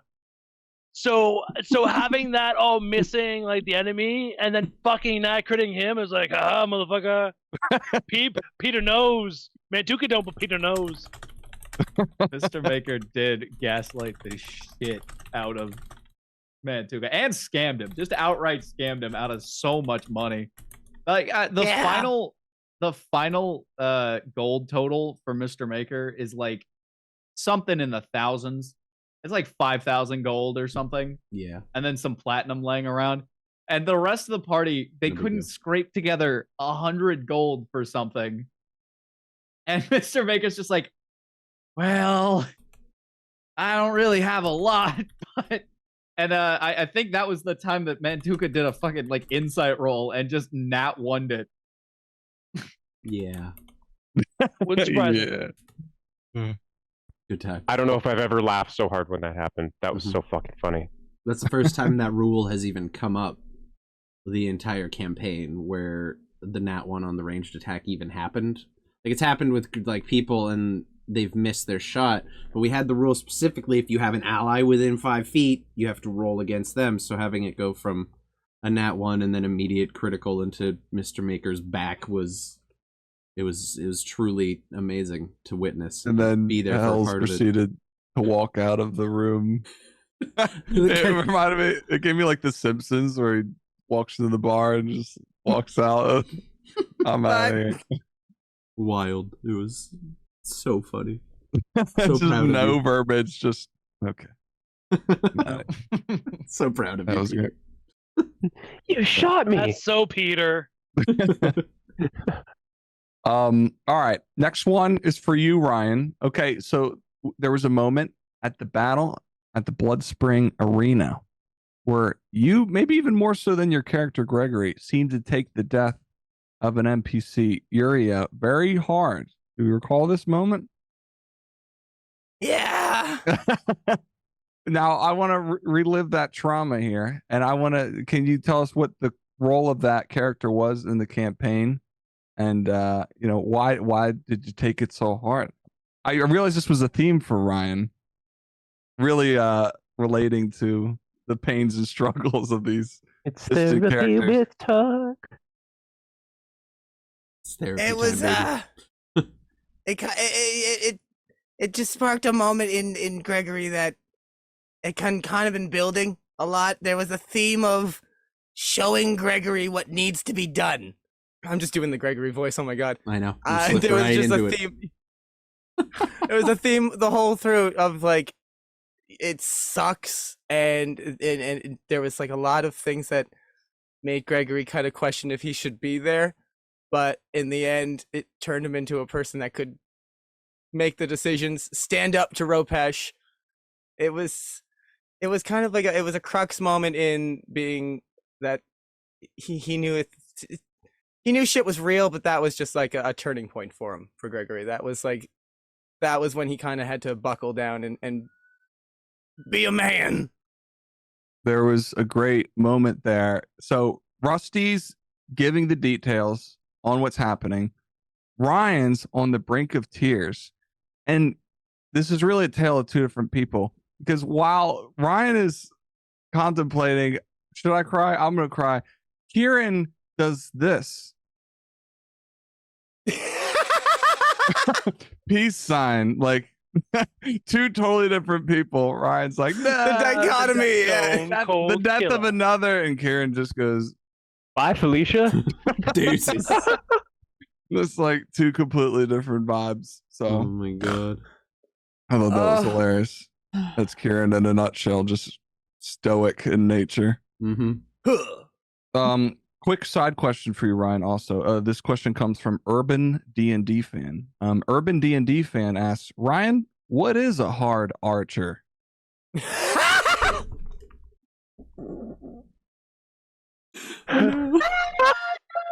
Oh no. Yeah, Ryan, what is one? What is that? Yeah, what is that thing? Well, I need to call my lawyer. I'll be back in a minute. I was letting you get away with it. Fucking got him. A hard archer is the biggest mistake I've made on the internet. That's what it was. Busted, dude. It is an archer that is difficult to contend with. That's exactly what it was. I built you up as with the previous question, built you up as a man of empathy, and then tore you down. I needed this. Funny. I really needed this, guys. God damn. That was hilarious. Cancelled. Cancelled. You're done. No. All right. Jojo Siwad. Oh god. New verb. Kieran wants to ask you, Chris. Over the duration of the campaign, how do you, Chris, think the party progressed with new members coming in and old members going out? Kieran, thank you for the question. It was interesting because like the party composition changed from being pretty ranged heavy to being pretty melee focused, in terms of just party composition. So that was interesting to adjust to. I died once because we were also melee focused, and I tried to sneak. It didn't work well. But yeah, no, it was yeah, interesting to see in the party how they ended up in the end meshing together was just fantastic. So it was really cool to see how everything worked out in the end. Yeah, I thought I loved to watch you guys play. I think Rusty, the way you implemented them, I mean, it didn't feel like they were just tossed in. It felt like they had purpose. Everyone had like purpose, which I feel like is integral to a good story. That is all the questions I got. My closing thoughts, Rusty, you fucking rock, dude. You're a great DM. This campaign was fun to watch. I didn't get to see it from the very start, but I felt like I got to see it from kind of its inception. I mean, I had questions from part 13. That's probably around when we had met, because it was about like what, 2 years ago. Mm-hmm. Yeah, probably. So, yeah, you guessed it on the first ever evil one shot we ever did, and that actually takes me to a point that I wanted to ask you. What was your favorite moment in one of the 3 or 4 one shots you played as Girthmog the Thickness? What really stood out to you? I mean, my most memorable is the same one that JT had brought up. Just like having a business in like a made up business was already really cool. And then just to be evil and running, like I've never been evil in a game before. You're always the hero. It was cool to be a huge giant piece of shit and cook with it. So that was fun. Yeah. I had great memories from that. They were core memories. So thank you, sir. That was a lot of fun, and this was awesome too. So we went from these 4 evil henchmen basically avalanching a city to we're just gonna start a fucking restaurant. Like what? We did our job. Fuck. Yeah, that is the greatest part of D&D to me. I have a question for Pat. Sure. Yeah, no, we can like open forum it a little bit if you guys got some time left. We can kind of chill. Anyone in chat, if you haven't had a chance already, we are currently taking questions as well. If there's anyone want to get in, it's only 1 point. I'm gonna redeem them all after anyway. If there's anything anyone wanted to ask, feel free to get them in. Chris, what's up? So I have a hypothetical for you. What do you think the second half of the campaign would have looked like if we had not let them found it? I mean, ideally, you guys would have ventured deep into the desert and try to pursue that quest line yourselves and control that power, and then you would then have that item to use against Ropesh at the time. And had you gone for it, you would have kind of encountered his forces a lot earlier than you guys actually did, because after you left the island there, you guys kind of went off on your own, and it was all dealing with the rebellion and freeing everybody from their chains and everything. And you guys kind of skipped over a lot of the overarching BBEG plot, so I had to kind of work those in other places, which worked out just fine. We ended up going north to Ravencrest, but ideally you guys would have traveled southwest deeper into the desert and explored everything. There was the Temple of the Shifting Sands was not supposed to be found by anybody. It was guarded by a sphinx. There was riddles, there was puzzles, there was all this fun shit. And then eventually would have made your way to Torchspire as well, where you would have met the Oracle, who is the actual last living proper descendant from the woman who was in Ryan's head the entire game, who was the sister of the dwarves that you guys met as well, also related to them, but more pure in a sense. But yeah, you guys kind of went the other direction with it and ended up getting chased north out of the kingdom and everything. That was kind of interesting. Is that mountain that the Oracle on the one that JT wanted to call Mount Beninging? No, Mount Beninging is in the new campaign. Oh, okay. Yeah. Beninging. Anyways. That was an interesting one. Gotcha. JT? To answer your question in chat, Matt, my voice was me. It was pretty straightforward. I was playing myself, just smaller in stature and a lot better of a person. So I just talked like myself, but more heroic. Yeah. A little more chest into it, you know what I mean? Similarly, Mr. Maker, outside of the voice changer era, was just me. But Rotelix, on the other hand, Mhm. now that was a spicy meatball. I love As you Rotelix. see, this is a little not known. I'm about to divulge some shit. If you actually spell Rotelix, it's kind of crazy. I can't spell it. There we go. Yep. We're having a So if you Voldemort just, moment. It's literally Skeletor. If you just This is backwards. reverse it, this shit is Skeletor. He was Skeletor. That's all it was. So he was I am very not much nice. like just. Yeah, Yes. Rotelix was the first character I was like, I think my hatred for you is bleeding into my hatred for Hells. Like, I think I'm starting to. I'm starting to dislike Hells because of this motherfucker. Because like And then it just grew. Rotelix Fucking had an intro where he guested with Brooks and Chris, where they all played together. We had Brooks on stream, which was amazing. He pulled me for an absolute. He released his character or gave me his character, and his name was Bofades, or at least that's how I read it because I didn't get it. It was Bophades. I'm like Bofades. It was Bofades. And that joke didn't fucking land until the one shot started. And then we met Rotelix, and then he came in as the food inspector for Tark and JT or Was it Firegrim's restaurant.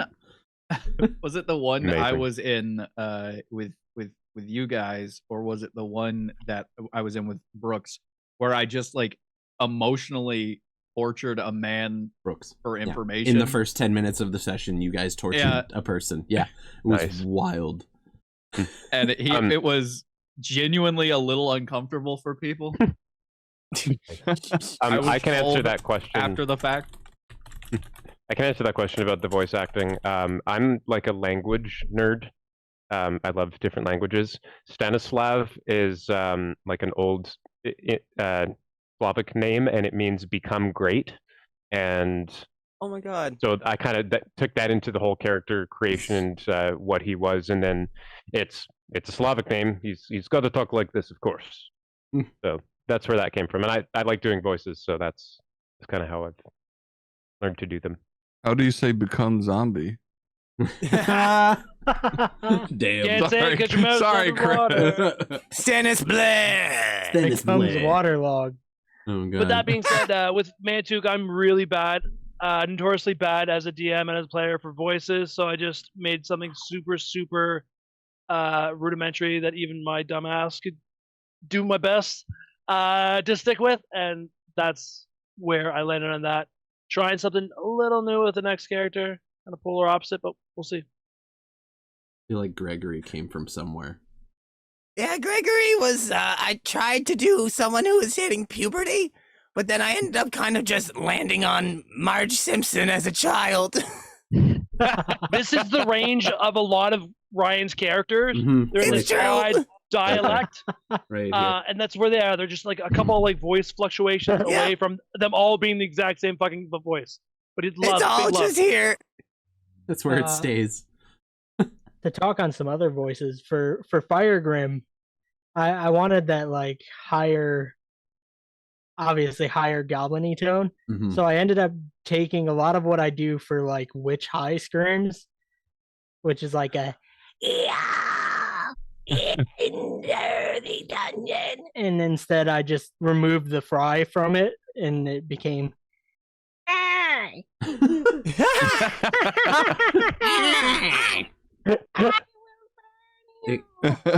You know, Getting to do Firegrim in the finale was pretty fun. It's pretty fun. My most And then, manic goblin voice came out.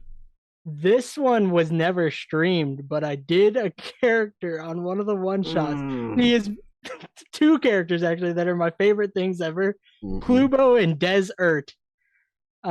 Desert was a kobold, but he was a kobold, and I wanted to do completely like off norm of what you would expect a kobold.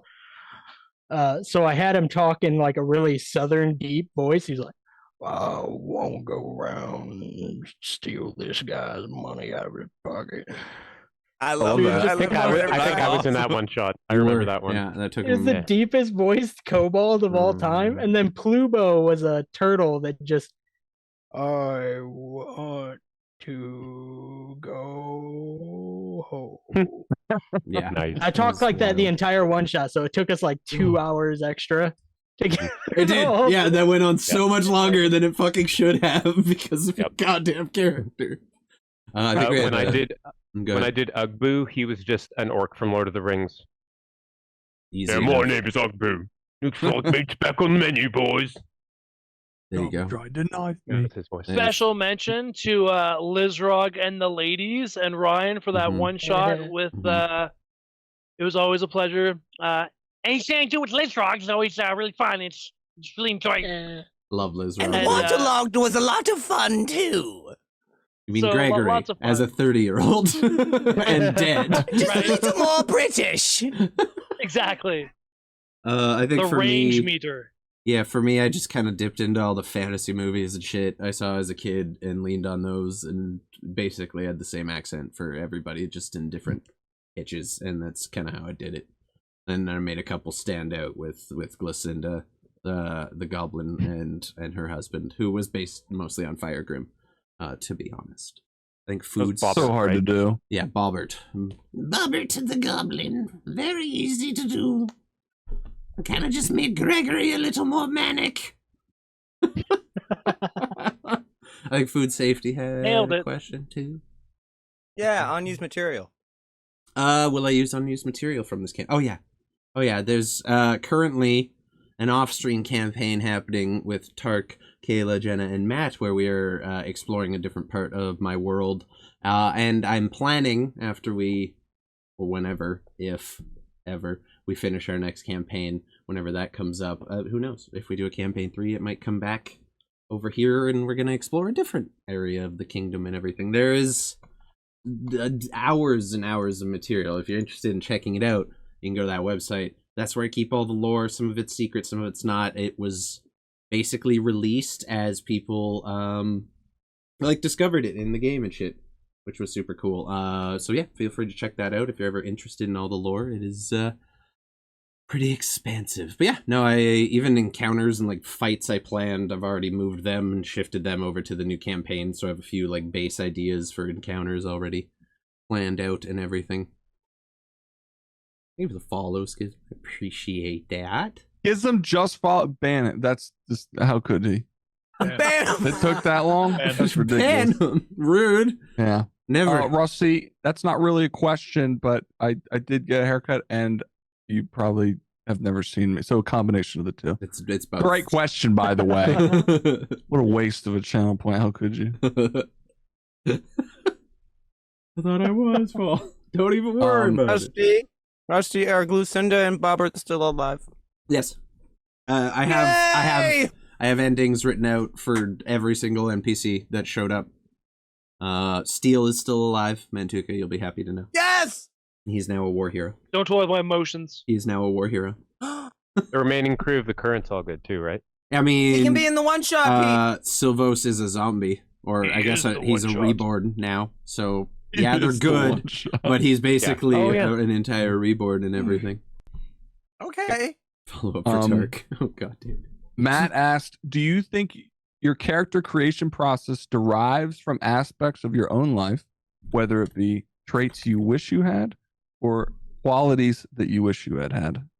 Oh, fuck yeah. There's a reason why all my characters are capitalist, greedy motherfuckers. At least he's honest. I love that shit. At least he's honest. I'm speaking personally, I try to put a little something real behind a lot of the main NPCs. Like Lynax was very much a reflection of like that stereotypically heroic character, who was also just a very fun-loving and lighthearted individual, which is something I sometimes wish I could be more of. Not in the sense that I'm like overly grim or pessimistic or anything, but he was very optimistic, like just roll with the punches kind of person. And then into JT's wife, the Countess Mogrev, I put a lot of my trauma in a lot of ways to make that character a little more realistic and draw on some emotions there. I would say that whole monologue that happened was the most authentic moment I had, just in terms of what I was doing. And I got to flirt with JT, which was super cool. Love that. I got to seduce Mantuka. Yep. She did do You love some flirting with the homies. It was like, if you're not flirting with the homies, you're doing something wrong, dude. Gotta kiss the homies goodnight. Yeah. You shouldn't get just one question. I believe you have multiple. For me, it's it's not. It varies on like the level of how much of me is in there. For Stanislav, it was a lot of the values that I have or the beliefs that I have that I couldn't necessarily carry out in a certain way in real life that I get to act out in this fantasy setting.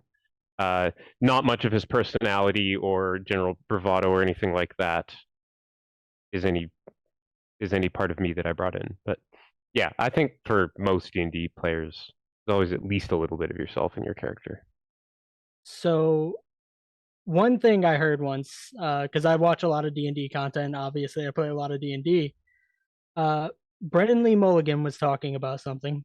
He's a dungeon master for a big for Dimension 20. Shout out Brendan Lee He was Mulligan, talking for real. about how playing characters is similar to, I think he heard it from someone, or maybe it was Marisha, because it was during an interview with her, that it's like playing a light through stained glass. Your characters are the stained glass. The panes are switching, things like that. The light is always you. There's always aspects of the light going through stained glass. So I like to, because obviously there's that part of me that's going to be there, but I always like to take a few key factors to put into the character and then see how I'm going to differentiate that from myself and make that character unique. Which for JT the Just, I didn't have to really change a whole lot. Just make myself better. Wouldn't use the word. I wouldn't use the word better. No. You're already awesome. You were just deader. Agreed. You were just deader. That's it. Chris is deader. right. Deader is the word. Just Chris deader. nail on the head. Chris, for real, dude. Yeah, 100%. I mean, Gregory for me was a lot of ways a young version of me. Like I played up a lot of my old traits that I remember looking back on. Like I was a people pleaser to a fault. Like I would do anything and everything anyone wanted, didn't speak up or anything. And so it's like getting to see some moments, like the moments I was always crying, like when Greg spoke up against Rupesh about Mantuka.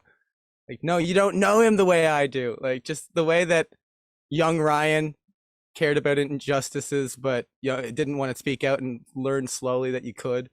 And Gregory did that too. And you can see it on my face during that moment. I'm just like,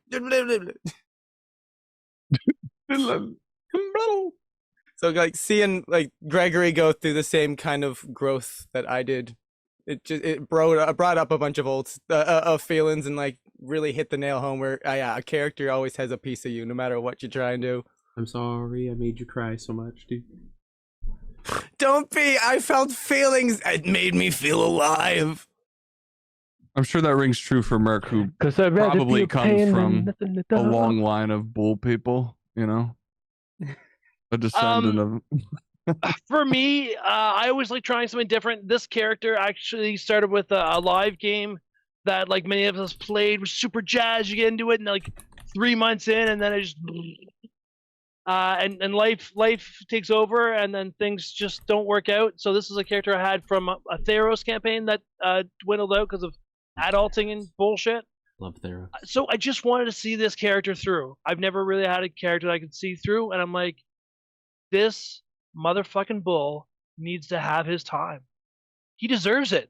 Yep. And such a well fleshed out full character. disclosure, the Mantuka name came from WoW.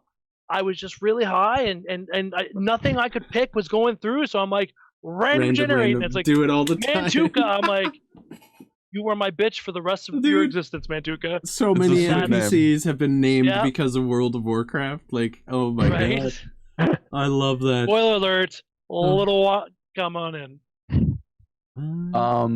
I think everybody answered. Rusty, Kale asks, what will you miss the most? Map or story, creating for the campaign, or DMing in the moment and role playing with the homies? it's for me. Crying in the corner. It'll be the escapism that I miss the most, to be honest, is getting to live as all these different characters that I made and wrote and came out of my head, and get to be not myself for a few hours, and not in like a negative way. Nothing wrong with being myself and who I am, but it's really fun for me to just turn off the outside world and live in something and that I created that came entirely out of my own brain, and that was a really neat experience for me. I miss that a lot. Like, we're 2 weeks out of the campaign, and I realize now that is like a weekly thing that I kind of need in a lot of ways. So I think I'm gonna miss that the most in terms of it. But we're already I'm pretty deep into developing the new campaign already, so we'll see when that gets started. I definitely miss having that in my life, but getting to see the guaranteed chill with the homies for 3 hours or so a night and just roll some dice and play some games is always such a great and rewarding feeling overall. Honestly, it'll probably be that. Well, something I've always admired is, in terms of DMing, is like, you're not just the players, you're the whole world that we exist in. And that's a tantalizing part to me. Like, I want to try DMing eventually, largely in part because of that. Good. You get to be a whole world. That's pretty fucking cool. It was pretty neat, honestly. Homebrewing's the shit, dude. This is so much fun. I cannot do it any other way. I don't think I will ever run a published module ever. Some are all. fun, but yeah, homebrew this is, oh my god. Yeah, like Rusty asked if I ever see myself being a player instead of a dungeon master, and like, I love playing, and I will always want to like play in people's games. I played in 2 of Peter's Christmas one-shots now, and they were both super fun times. I played in a game with Hell's Corp that he ran once. That was super cool. It was just testing out the DM shoes for a bit, but in the end, I think I will always come back to DMing, just because I like that sense of control and having my own little thing. Control freak. And it's like, I can, yeah, I mean, yeah, sure. Yeah. JK. No, you're not wrong. You're No, good at it. no, Doesn't you're matter. absolutely wrong. That's what it is. Yeah, I like having that sense of control. Controlling in a good way, because you tell a very interesting, engaging narrative. Your descriptions are very, very well put. You put yourself in the moment, in the space, and you narrate that to the audience, and that is an unwritten thing you can't teach people. If everyone could do that, then everyone would, and that's not the case, as everyone knows from different D&D experiences and working with different DMs. Thank you. So kudos to you. I think Agreed. Go ahead. I think a lot of it is like, you like that control of being in like the dungeon master, but you do it in a good way where like you as you said, you don't force people onto a path.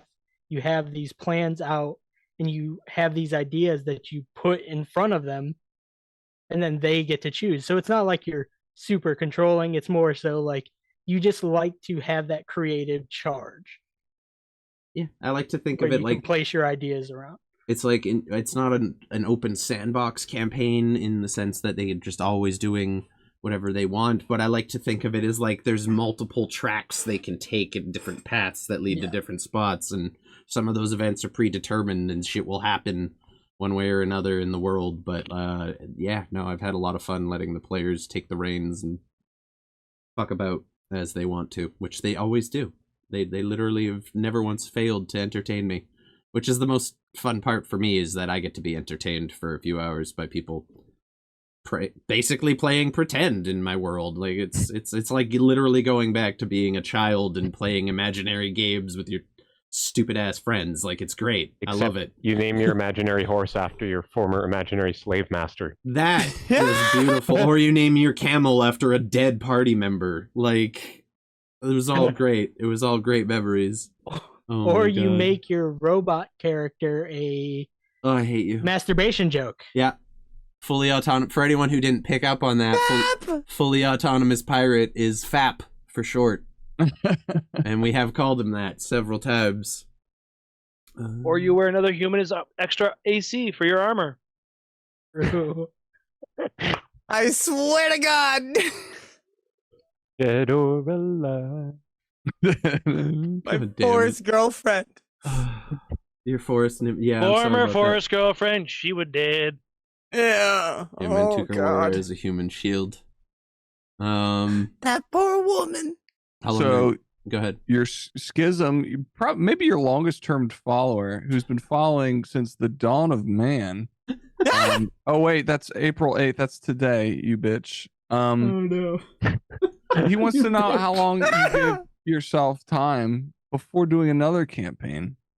And have you heard of alchemy as a DM source? I've not used alchemy as DM source. I have heard of it. I just got really comfortable with the ones I use currently and kind of stuck with them. As for the rebound, like if I could and we had Chris there, I could probably start the campaign like next week and have no struggle at all, just bouncing right back into that one, not even as a rebound, just because I want to keep that story and that content going. I miss having that. But it's probably good. I'm gonna give it a couple months just so I can actually feel what it's like to relax and not be stress writing every Monday morning from 9 until 6 p.m. an hour before we go live. Sometimes even closer to the mark than that. So yeah, it's gonna be nice to have a couple weeks or a couple months and just let my brain refresh and work on the new story and get that setting all comfortable in my head. I think Time zones fuck with it. I'm 3 hours behind the majority of the party, so that's true.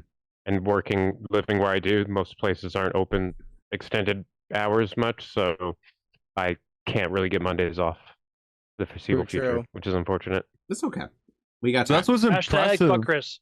Like to have such tenure over 69 sessions. Didn't Plus, miss I like half a year before that too. Yeah, miss a and I know single some one. people like came and went, but that's pretty. I don't think I've ever played past 10 sessions. Yeah, that's amazing. Wait, yeah, Chris did not miss a single We started at level 1. What was really funny is when he was like, I'm gonna have to leave the campaign for a bit. And he kept telling us that every week, and every other week he'd come back. He didn't miss a day, and he'd be like, "Oh, I can make it this session." And literally was just like, it was the worst because we're losing Stanny. Oh no! And then he's like, "I'm back. I'm here this session." Yeah, and I'm like, "Fuck." The worst part was I actually thought that I was not going to be able to make each and every one of those because my boss was like, "Yeah, it's going to be getting busier and busier," and then every Monday they're like, "No, you can go." Blah blah blah. I'm like, "Fucking okay." It was pretty. And wild. I text you like an hour before the session, and I'm like, "Hey, not implying anything, but I'm off work early." We made it work. Not saying. I'm just saying.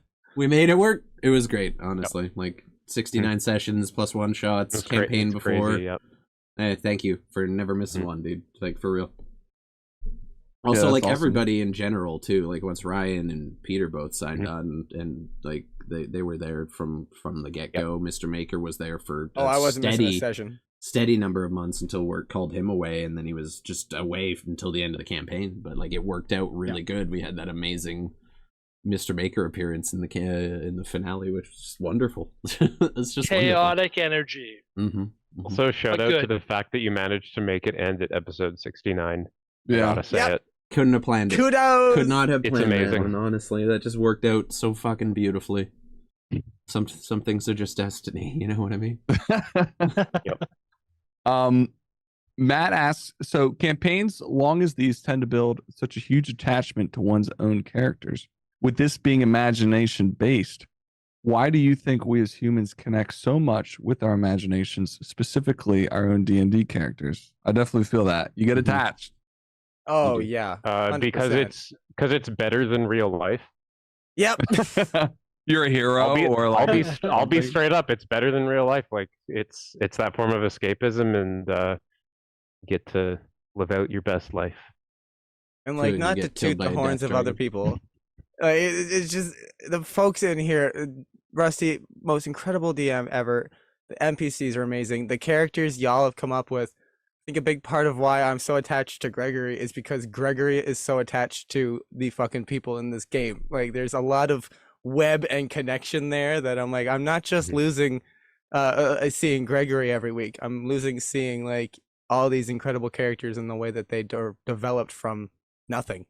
It's absolutely incredible. The way they not only were developed from nothing, but moved with such synergy together. It was fucking inspiring. Absolutely inspiring.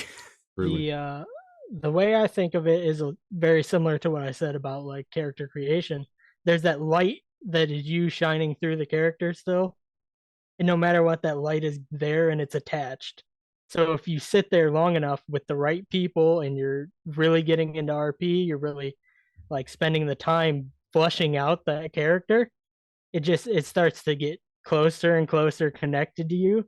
And then at that point, like, I can't speak for JT the Just. I played him 4 or 5, but in that short time frame, just because of how into the RP we were, how much we like talked with you guys, and like I could feel the emotion of your characters. I started to really get attached to JT towards the end, like at the point where I was pretty fucking into it.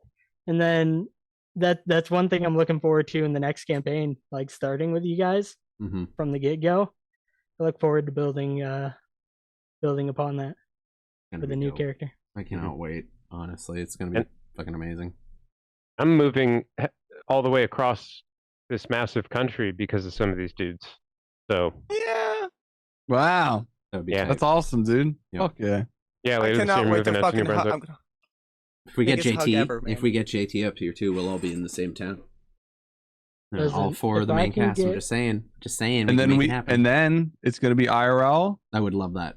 I would. If I I would. can get the work visa, that would be huge. We I could wonder- do I'll marry you so that you I can will- get a green card. I already said I'd do that. That's already on there, 100%. But like, if you're getting a work visa, we could just pay you. We'll just pay you.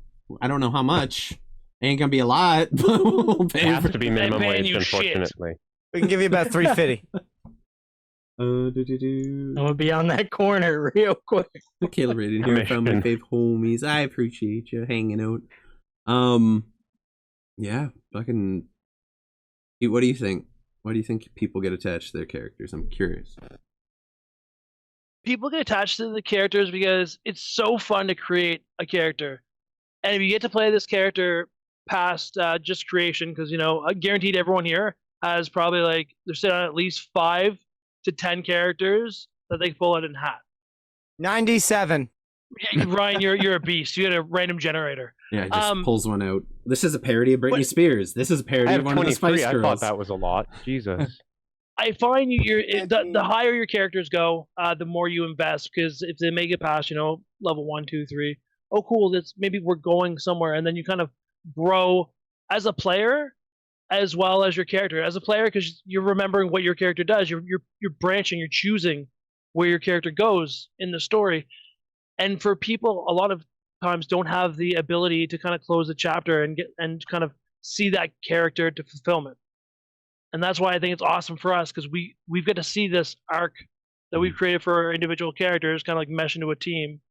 And not a lot of people have that opportunity to kind of birth and see not the death, but the end of a certain aspect of the characters. I think that's. But which is so cool going forward, because we all get to start from level 1. And so we all get to enjoy you know what I mean? Like the birth of our characters and our character ideas, and they adapt and grow with situations and how we interact. So it's kind of like a fresh start after a sorrowful goodbye. That makes sense. Yeah, like I think a big part of it is, especially with like Chris, Ryan, and Peter, and Mr. Maker to First Sense was in it for a very long time as well. It's like it's a long bit of time for your life. It's every Monday for almost 3 years now for some of us. It's pretty wild, and I think you get attached to that time investment a little bit as well, where you're like, I've been playing as this character for 150 hours or so, and like that's a devastating thing to lose in an in-character death, which is traumatic in and of itself. Even saying goodbye now, as we've ended out the campaign, is a kind of difficult thing in its own way.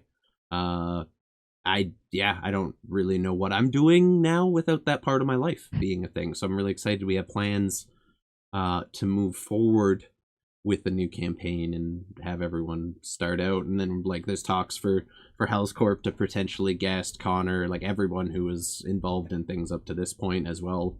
We get to make some new friends. We get to invite some old friends in and create a new adventure, which I am excited about, honestly. I can't... New evil one-shots in a new setting. Yeah, absolutely.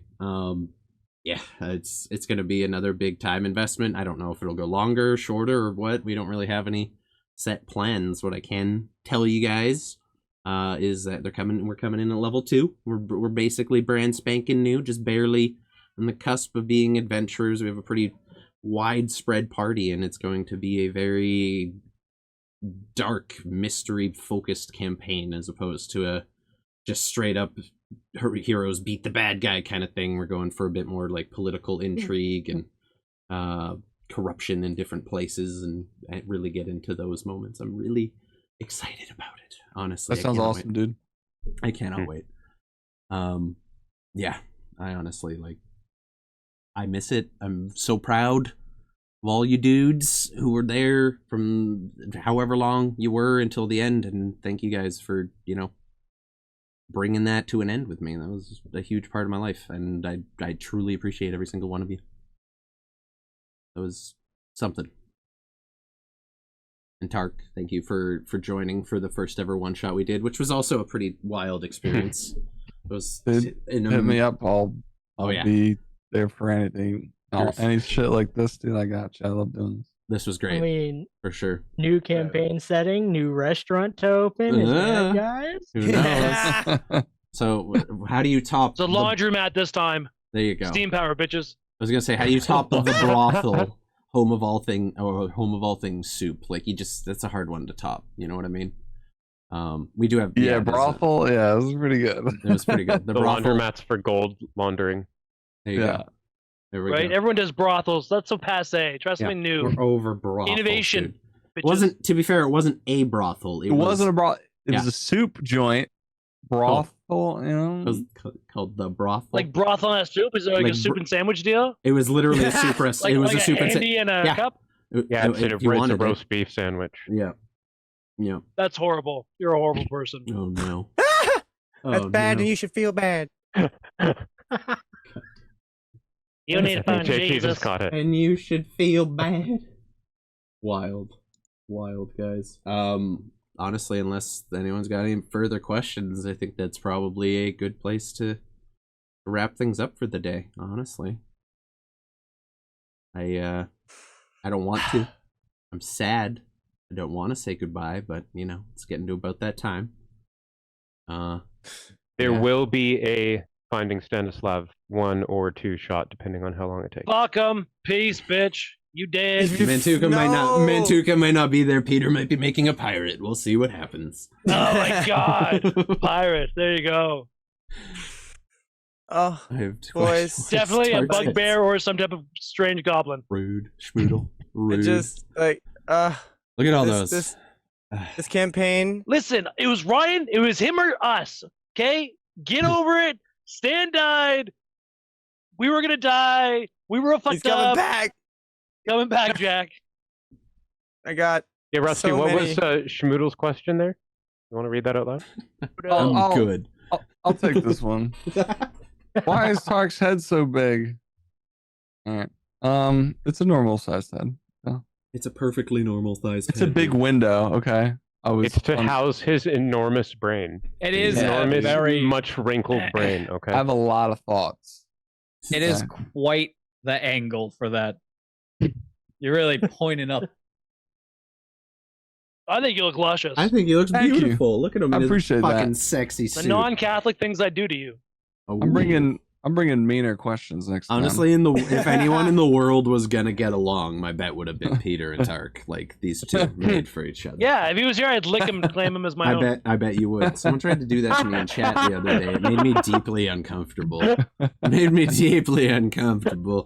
I didn't know those people. Put a stamp on him, baby. What a wild ride it has all been.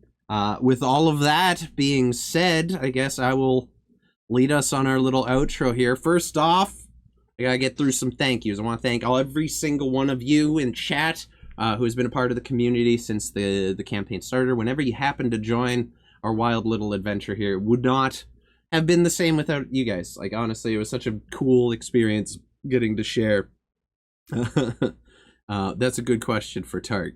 I'll let if you want to answer Matt's question, Tark, we can end out on that, and then I'll give my little outro there. Feels like you deserve something. Yeah, I'm getting. You're taking schmoodle shit, dude. Yeah, D&D is just fucking awesome. It's like you make new friendships, and you also like build upon them, ones that you already have like cemented in your life, and I think it allows you to like see new sides of people. Like D&D is fucking vulnerable, you know. Yep. You're doing voices, like you're kind of like it's like kind of uncomfortable when you're starting out, and I think it like is a confidence builder in a way that like, oh, I can like be things that aren't just this regimen of myself, and it's fun. It could be fun, and it doesn't have to be scary. And I got my start in D&D playing with Matt and my family, and it was like always around the holidays. And I think part of why I love the holidays is like I have that nostalgic feeling. And when I started playing, I was like, this is the best thing in the world. Like getting to pretend it's the best. It's like a little sandbox in your head. So I wish I played more. Wish I had more time. I'd love to play more. That is the struggle. I mean, yeah. It's this game, this campaign, this stream, Rusty. It's what got me going, doing what I'm doing now, and I'm artistically fulfilled. I feel like confident in doing it. It built my confidence right up. You're crushing it, man. You're absolutely killing the streams. They're top tier. All thanks to you, baby. Yeah, I'm actually kind of mad about it, how good you are so fast. Yeah, no, like immediate oozing charisma. It's wild, but you are where the group gets its positivity from. Honestly, we all have something. Also, big thank you to everybody who, while I was doing world building streams, created things that got added into the world. JT the Just started out as that, along with Jenna's NPC, just named after her, that she was also in here. It was pretty wild. It was pretty wild, and I'm truly grateful to have shared it all with you guys. I guess last but not least, thanks to the party and everyone who joined us on the way, who was not here tonight. We had a pretty full house with everyone showing up tonight. So for all the guests who joined us, thank you as well. And I guess some of us will see you next Monday for some Baldur's Gate, and then some of us will see you a few months down the road when we get campaign 2 started. Chris. And thank you so much to Tark for emceeing this thing. You 100%. are fucking awesome. Thanks, guys. I appreciate it. That was fun. We got shout outs for all the boys in the crushed it. Man Cheesemo. That's all I gotta say. Man Cheesemo. Yep.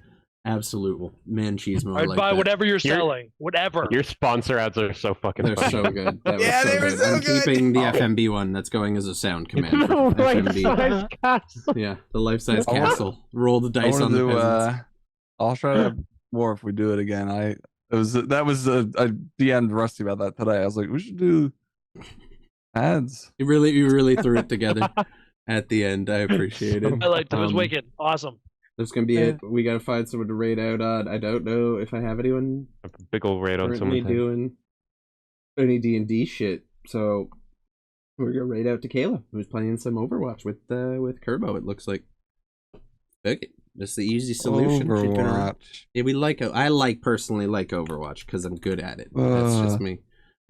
Y'all go show some. I liked it better before they nerfed it. I have heard that. Yeah, no, that is apparently a thing. If you guys haven't already and would like to, feel free to swing into the Discord. Check out the YouTube where all of the videos are up. And last but not least, if you got the raid emotes, drop them in chat and let them know that we sent you over. In the meantime, for the last time this campaign officially, I have been Rusty. These have been all of my friends. And you all have been awesome. We will see you next time. Bye, everybody.